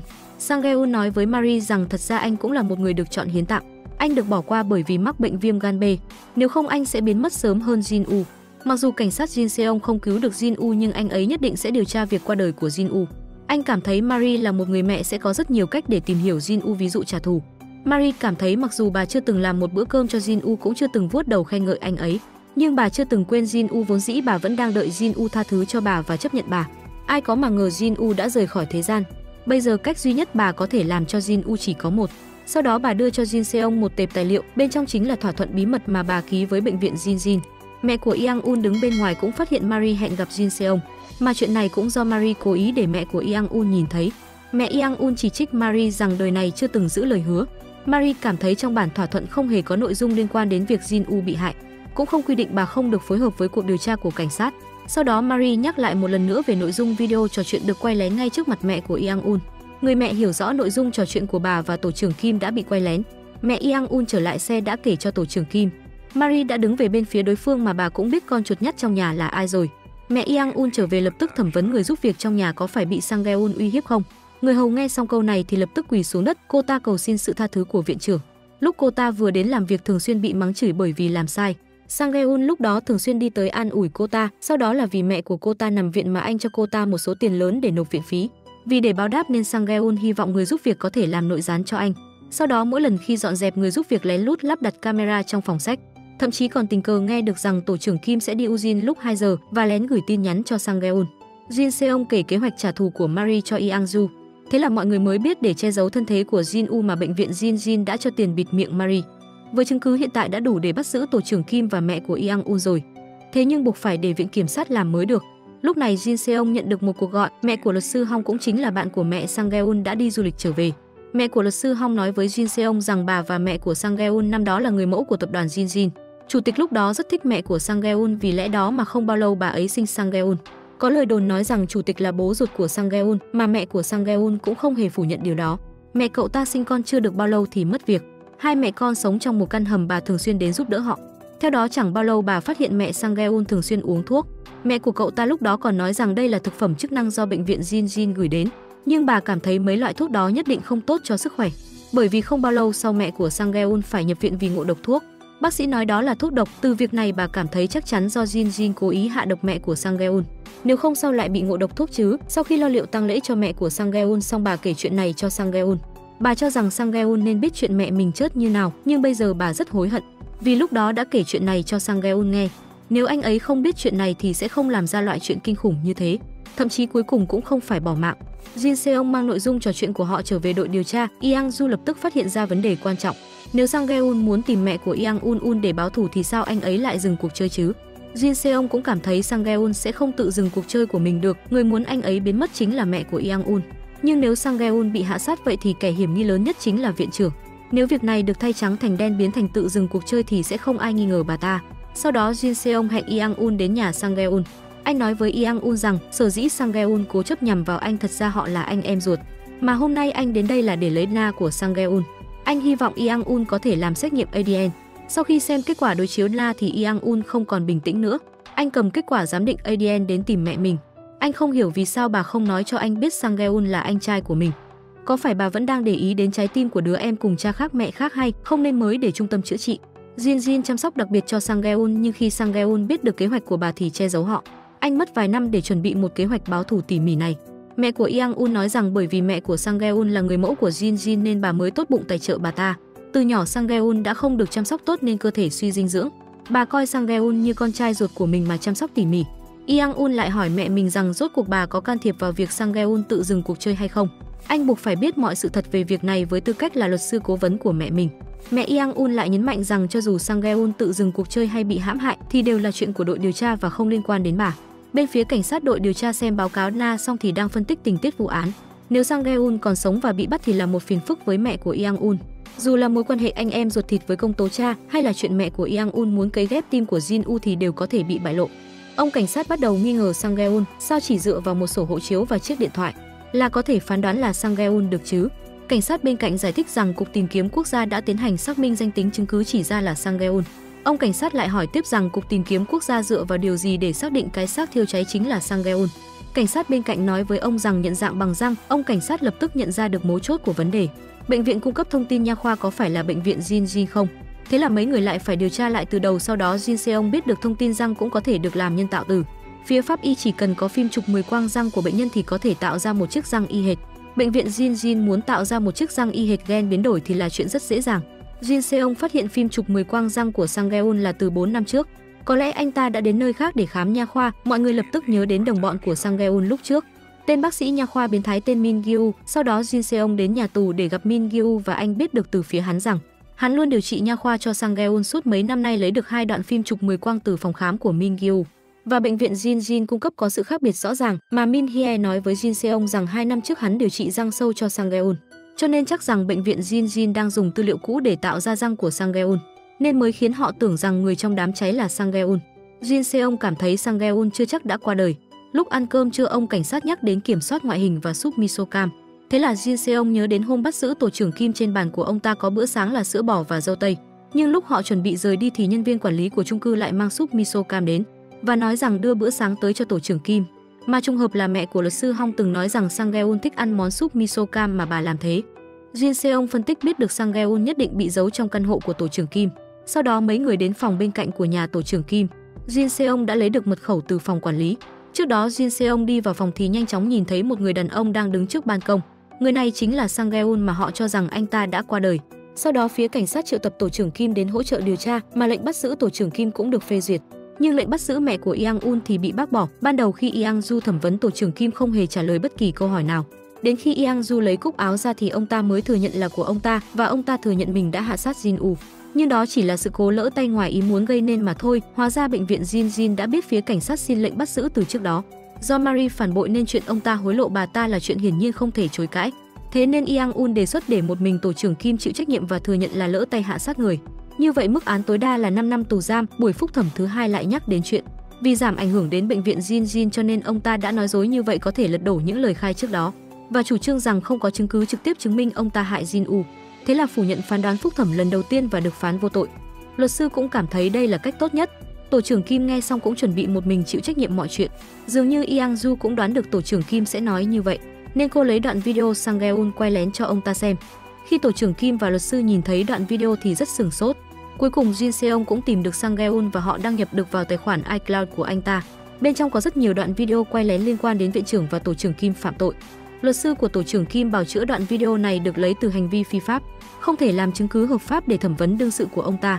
Yang Du nói rằng mặc dù không có hiệu lực pháp luật, nhưng đoạn video này đủ để chứng minh viện trưởng và tổ trưởng Kim đã lên kế hoạch mưu sát Jin U từ rất lâu rồi. Cô cho rằng hai người có mối quan hệ đồng phạm rõ ràng, nhưng luật sư lại không cho là như vậy. Ngược lại gạt bỏ tất cả chứng cứ có được từ điều tra phi pháp. Yang Du không hề để ý đến ông ta mà tiếp tục hỏi tổ trưởng Kim, có phải viện trưởng Yu sai khiến ông ta bắt cóc Sang Geun không? Tổ trưởng Kim nói rằng ông ta không nhận được chỉ thị như vậy, mà theo như ông ta biết thì Sang Geun đã dừng cuộc chơi rồi bên kia. Yang Un cũng nhận được đoạn video mà mẹ anh bị quay lén. Anh nói rằng đội điều tra sẽ coi đoạn video này thành chứng cứ quan trọng trong tội hạ sát người có chủ ý. Mặc dù đoạn băng này được lấy thông qua bên thứ ba không có hiệu lực làm chứng, nhưng anh nghi ngờ bên phía công tố còn có manh mối quan trọng khác. Mặc dù lệnh bắt giữ của mẹ mình được bác bỏ nhưng phía cảnh sát vẫn có thể triệu tập bắt giữ khẩn cấp. Anh vừa nói xong thì Jin Seong đã đẩy cửa xông vào. Phía cảnh sát bắt giữ khẩn cấp bà ta vì âm mưu hạ sát Jin U. Vốn dĩ Jin Seong muốn dùng còng tay để còng viện trưởng, nhưng anh suy nghĩ đến cảm nhận của Yang Un, nên cuối cùng Jin Seong bỏ còng tay xuống đến phòng thẩm vấn. Yang Du hỏi viện trưởng rằng bà có chỉ thị người nào bắt Sang Geun không. Viện trưởng thấy vậy thì chỉ trả lời là không có. Yang Du tiếp tục ép hỏi bà ta rằng có phải đã biết mối quan hệ của Jin U và Yang Un không. Viện trưởng vẫn nhất quyết nói rằng bà ta không biết gì cả, càng không thừa nhận về kế hoạch nuôi dưỡng Sang Gun trở thành người hiến tặng tim cho Yang Un. Sau khi nghe câu trả lời của viện trưởng, Yang Du mời tổ trưởng Kim vào phòng thẩm vấn. Sau khi cô xác nhận câu trả lời của họ thì quyết định mời nhân chứng bước ra. Nhân chứng chính là Sang Geun được Jin Seong tìm thấy hai người. Nhìn thấy Sang Geun bất ngờ xuất hiện thì hơi sửng sốt. Tổ trưởng Kim cảm thấy hổ thẹn khi thấy viện trưởng đang nhìn mình. Hóa ra trước đó viện trưởng đã bảo tổ trưởng Kim hạ sát Sang Geun, nhưng tổ trưởng Kim lại có suy nghĩ khác, vì thế ông tự ý giam giữ Sang Geun và bảo Sang Geun quay một đoạn video để ngụy tạo thành di thư. Bây giờ chuyện đến nước này, tổ trưởng Kim đành phải thừa nhận là ông ta bắt cóc Sang Geun, nhưng ông ta lại phủ nhận mọi chuyện này không phải do viện trưởng sai khiến. Ông ta định một mình chịu mọi tội lỗi, nhưng Sang Geun lại nói rằng lúc anh ta bị giam giữ, rõ ràng tổ trưởng Kim đã nói là viện trưởng bảo ông ta cho mình đi ngắm gà thỏa thân. Luật sư lập tức đứng dậy phản bác, lời khai của tội phạm không đáng tin. Yang Du nói rằng ông sẽ tự quyết định. Sau đó tổ trưởng Kim lại tỏ ý cho rằng ý của viện trưởng là để Sang Geun tự dừng cuộc chơi, là do ông ta đã hiểu sai ý của viện trưởng, tự ý bắt cóc ghi Sang Geun và tạo ra hiện tượng giả rằng anh ta tự dừng cuộc chơi. Nhìn thấy tổ trưởng khi một mình thừa nhận mọi tội lỗi, Yang Du bảo cấp dưới dẫn ông ta đi trước. Sau đó cô lấy một bản báo cáo kết quả xét nghiệm ADN và nói rằng đây là tài liệu mà họ tìm thấy trong máy tính xách tay của viện trưởng. Bên trong ghi chép rõ ràng về Sang Geun và Yang Un là anh em cùng cha khác mẹ. Hơn nữa còn một bản sao về việc Sang Ge-un trở thành người hiến tặng cho Yang-un. Không phải bà ta nói rằng mình không biết sao vậy, vì sao trong máy tính lại có những tài liệu này. Sang Ge-un tức giận chỉ trích chuyện viện trưởng đã đối xử với mẹ mình ra sao. Sau đó Yang-ju lại gọi tổ trưởng Kim vào, lúc này Yang-ju bảo tổ trưởng Kim xác nhận, ông ta thực sự chỉ vì lỡ tay nên mới xiên bay màu Jin-u sao. Nào ngờ tổ trưởng Kim vẫn quả quyết kiên định trả lời như cũ. Yang-ju cũng không muốn lòng vòng như Hải Phòng với ông ta nữa rồi đưa chứng cứ ra. Ai có mà dè, Sang Ge-un đều có mặt tại hiện trường. Từ đầu đến cuối anh ta quay được cảnh tượng tổ trưởng Kim theo dõi Jin-u, cùng đó là cảnh tượng hành hung chàng trai bạc mệnh ấy. Yang-ju chất vấn tổ trưởng Kim rằng tất cả những hành động này là nhất thời lỡ tay sao. Xem video thì đây rõ ràng là hành vi cố tình mưu sát. Yang-ju lại hỏi tổ trưởng Kim rằng rốt cuộc chuyện hại chết Jin-u có liên quan đến viện trưởng hay không, mà tổ trưởng Kim trung thành vẫn trả lời rằng không liên quan. Yang-ju lại đưa ra một tệp tài liệu, lần này là bản sao có nội dung trái tim của Jin-u được cấy ghép cho Yang-un. Viện trưởng đã biết Jin-u và Yang-un là anh em cùng cha khác mẹ từ lâu rồi. Vì lẽ đó bà ta mới nhờ bác sĩ Chu dành sự chăm sóc đặc biệt để dõi theo nhất cử nhất động của Jin-u. Nhưng cho dù đã có rất nhiều chứng cứ trong tay, công tố viên trưởng vẫn yêu cầu Yang-ju thả người. Còn đội điều tra quyết định lập kế hoạch mới, họ phải tìm được chứng cứ phạm tội của bà viện trưởng. Đối tượng tìm điểm đột phá của họ là ông Be. Sau khi Yang-un nghe xong cuộc thẩm vấn của Yang-ju thì không chịu nổi nữa. Anh hổ thẹn ra khỏi phòng giám sát thẩm vấn, chớp mắt liền báo cáo tin tức Sang Ge-un vẫn còn sống cho bộ trưởng biết. Yang-un cảm thấy cần phải cùng Sang Ge-un điều tra lại vụ án hạ sát người liên hoàn. Lúc thẩm vấn, Yang-un nói với Sang Ge-un rằng lúc trước Min Gyu chỉ khai rằng hắn hạ sát vợ mình, còn những nạn nhân khác đều do Lee Yang đứng sau tất cả. Và trong lúc đó hắn chỉ cung cấp tiền bạc. Yang-un hỏi Sang Ge-un rằng có đồng ý với cách nói này không. Sang Ge-un nói rằng sự thật chính là như vậy. Lúc đó người tố cáo Lee Yang trong khách sạn cũng là anh. Trước đó anh từng đến Ujin và nhìn thấy Jin-u đang mài dao. Vì thế anh ta liền nảy ra một ý tưởng tạo một con dao giống vậy để vu oan giá họa cho cậu ta. Anh ta lợi dụng nỗi ám ảnh tâm lý của Jin-u biến cậu trở thành kẻ cố chấp. Vì vậy một cỗ máy xiên người hàng loạt cố chấp về cổ chân ra đời. Từ đó sau đó cuộc điều tra thẩm vấn kết thúc. Tiếp đó Yang-un tắt thiết bị giám sát dưới bàn. Yang-un hỏi Sang Ge-un rằng sau khi anh ta biết được kế hoạch của mẹ, vì sao lại không nói cho mình biết trước. Sang Ge-un cho rằng anh ta chỉ là một linh kiện mà Yang-un cần thôi. Bản thân anh ấy chưa từng được sống một cuộc đời của riêng mình. Cho dù anh ta nói cho Yang-un thì có thể thay đổi được điều gì chứ. Yang-un nhớ về chuyện quá khứ, cả hai vẫn còn là những đứa trẻ hồn nhiên. Khi anh đang chơi bóng chuyền thì bệnh tim đột phát và ngất đi, chính là Sang Ge-un đã cõng anh đến phòng y tế. Từ đó về sau trong lòng anh luôn coi Sang Ge-un là anh em chí cốt, cột trèo. Sang Ge-un nói rằng mình cũng luôn coi Yang-un là anh em và cho dù làm điều gì cũng rất nghiêm túc để đạt được trình độ như Yang-un, mà anh ta cũng muốn được mẹ kế yêu thương. Nhưng sự thật thì thường phũ phàng. Cho đến khi anh ta biết được mục đích của mẹ kế, vào khoảnh khắc đó có lẽ thế giới của anh dường như sụp đổ. Nhưng Yang-un cảm thấy chỉ cần anh ta nói với mình thì nhất định sẽ có cách giải quyết khác và anh ta căn bản không cần đi tới bước đường này. Nghe lời này khiến Sang Ge-un càng phát tiết tức giận, anh hét to rằng căn bản không còn cách nào khác. Yang-un vốn dĩ không biết rằng mẹ của anh và bệnh viện Jin lợi hại đến mức nào. Sau khi Yang-un rời đi, Jin Seong đến phòng thẩm vấn. Jin Seong hỏi anh ta rằng quyết định báo thù từ bao giờ sau tang lễ của mẹ Sang Ge-un. Bạn tốt của mẹ Sang Ge-un đã kể thân thế của anh ta vào chuyện bệnh viện Jin hạ độc mẹ anh ta. Sau đó Sang Ge-un cũng biết được từ phía bác sĩ là mẹ anh ta vẫn luôn uống thuốc giảm đau có chất gây mê. Về phía bệnh viện thì họ khẳng định không hề kê loại thuốc nào như vậy. Từ đó có thể nhận ra mẹ anh nhận được thuốc này từ một bên khác. Sau khi anh lấy được báo cáo xét nghiệm ADN với Yang-un, ban đầu anh cho rằng đây là sự trả thù chồng ngoại tình của viện trưởng. Cho đến ngày anh thi đỗ phóng viên, vừa đúng hôm đó còi báo động về tình trạng tim của Yang-un trong bệnh viện vang lên. Sang Ge-un vốn muốn báo cho mẹ kế biết chuyện anh thi đỗ. Sự thật phũ phàng tát vào mặt anh một cú đau đớn. Anh phát hiện bản thân trở thành kế hoạch hiến tặng nội tạng cho Yang-un trên máy tính của bà ta. Vì thế anh lén tải phần kế hoạch đó về. Sau đó anh còn phát hiện ngoài bản thân mình thì còn có một backup khác, đó chính là Jin-u. Hơn nữa trong đó còn có bản báo cáo của bác sĩ Chu. Vì thế anh ta cố ý đến miền quê xa xôi hẻo lánh để gặp cái người tên Jin-u. Và anh ta nhân cơ hội đó lấy một sợi tóc của Jin-u, sau đó anh ta cũng làm xét nghiệm DNA.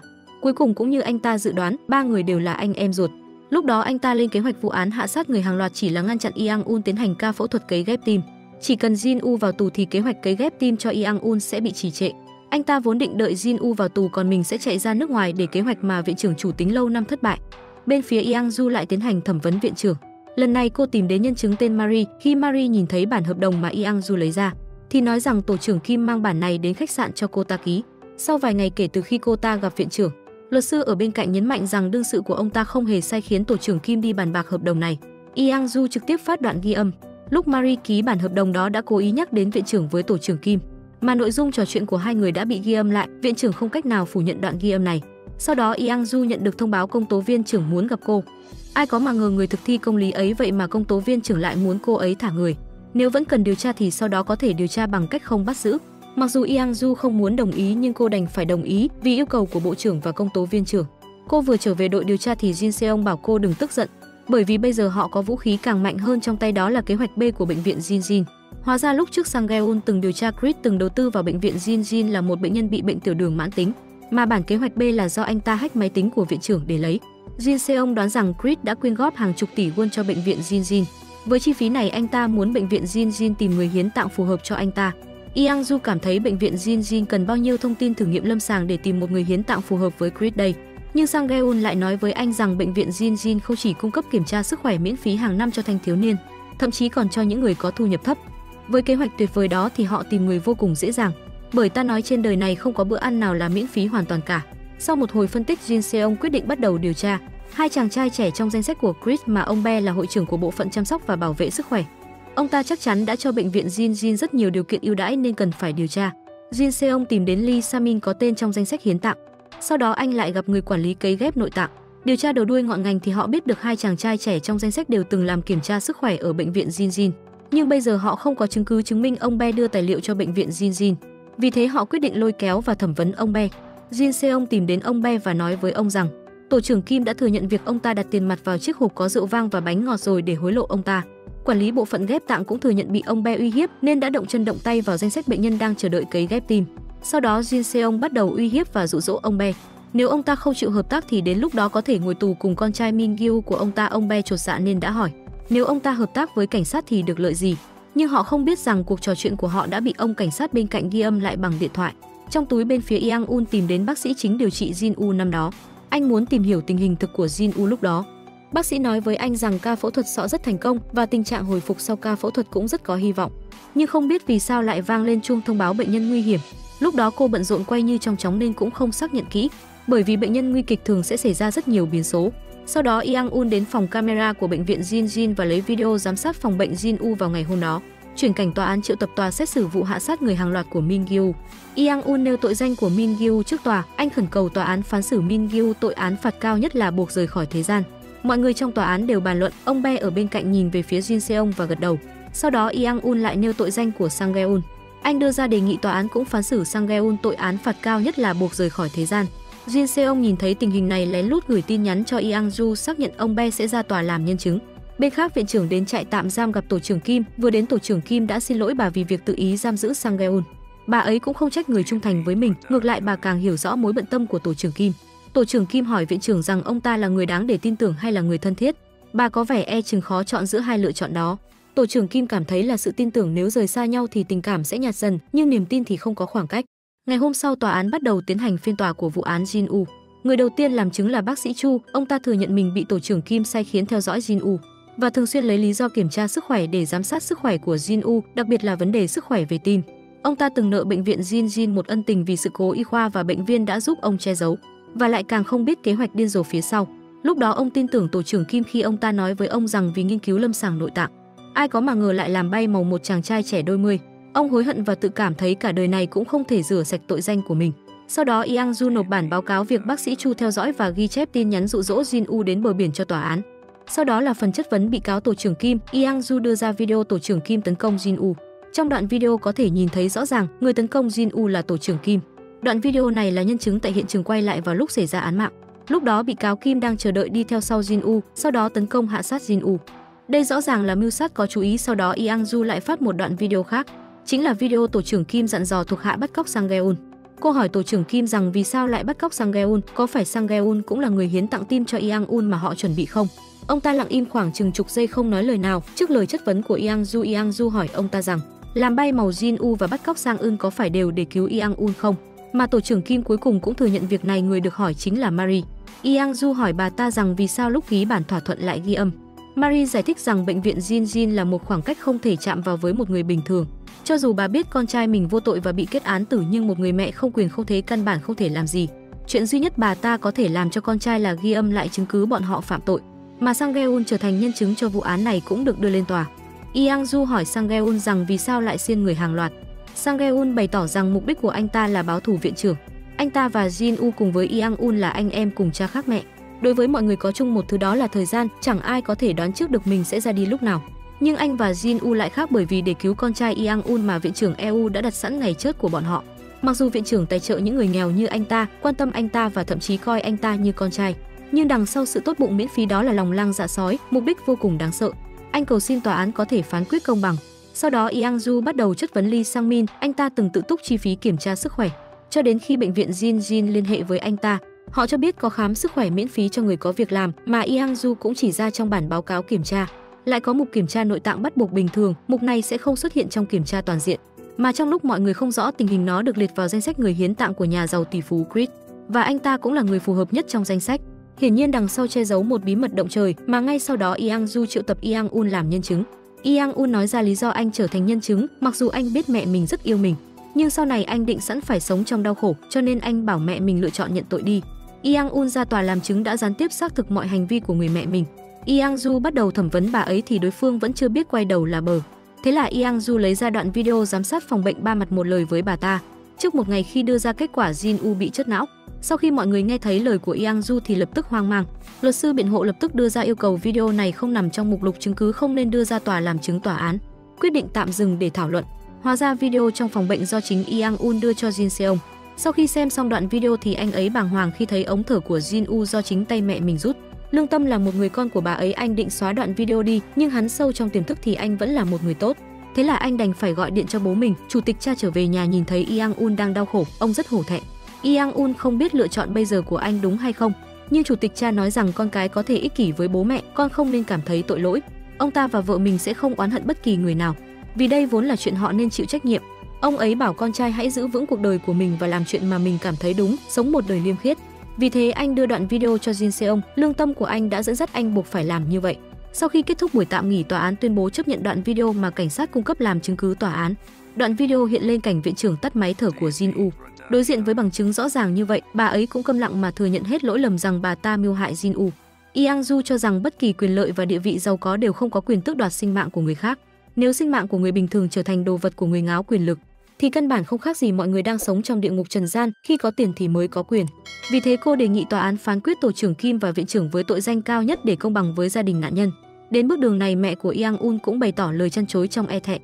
Bà ta bày tỏ rằng vô cùng có lỗi với Jin-woo và người nhà của anh ấy, nhưng bà ta không muốn cầu xin lời tha thứ của họ, bởi vì bà ta biết rõ chuyện này là không thể. Thời gian bà dành cho Sang Geun cũng rất nhiều, nhưng đều không phải đạo đức giả mà là thật, bởi vì trong lòng mỗi người không thể có một tiềm thức riêng biệt. Nhưng có lẽ tâm nguyện duy nhất của bà là cứu con trai Yang-un của mình. Mặc dù bà ta đã đi con đường sai trái, nhưng vì là một người mẹ nên bà ta phải đi tiếp con đường đó. Chỉ cần con đường này có thể cứu con trai bà ta và con trai bà ấy đã được cứu thì bà cũng không còn gì để hối hận. Đồng thời và cũng đồng ý chấp nhận nỗi đau đớn như trong địa ngục. Sau những cáo buộc đanh thép từ phía công tố, cuối cùng tòa án phán quyết bị cáo Kim và viện trưởng là đồng phạm ra tay mưu sát người vô tội, cùng đó là vi phạm phương pháp chữa trị với mức án tù trung thân. Mà vụ án liên quan đến bệnh viện Jin bắt đầu lan rộng sang giới chính trị và tư pháp. Lý do là gì? Ông Bae đã ăn hối lộ lên đến số tiền bằng 1/5 kho báu của bà Trương Mỹ Lan nên bị cảnh sát bắt đi.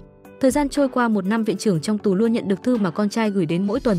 Những bức thư này đều được bà nhận hết nhưng chưa từng dám đọc bức thư nào.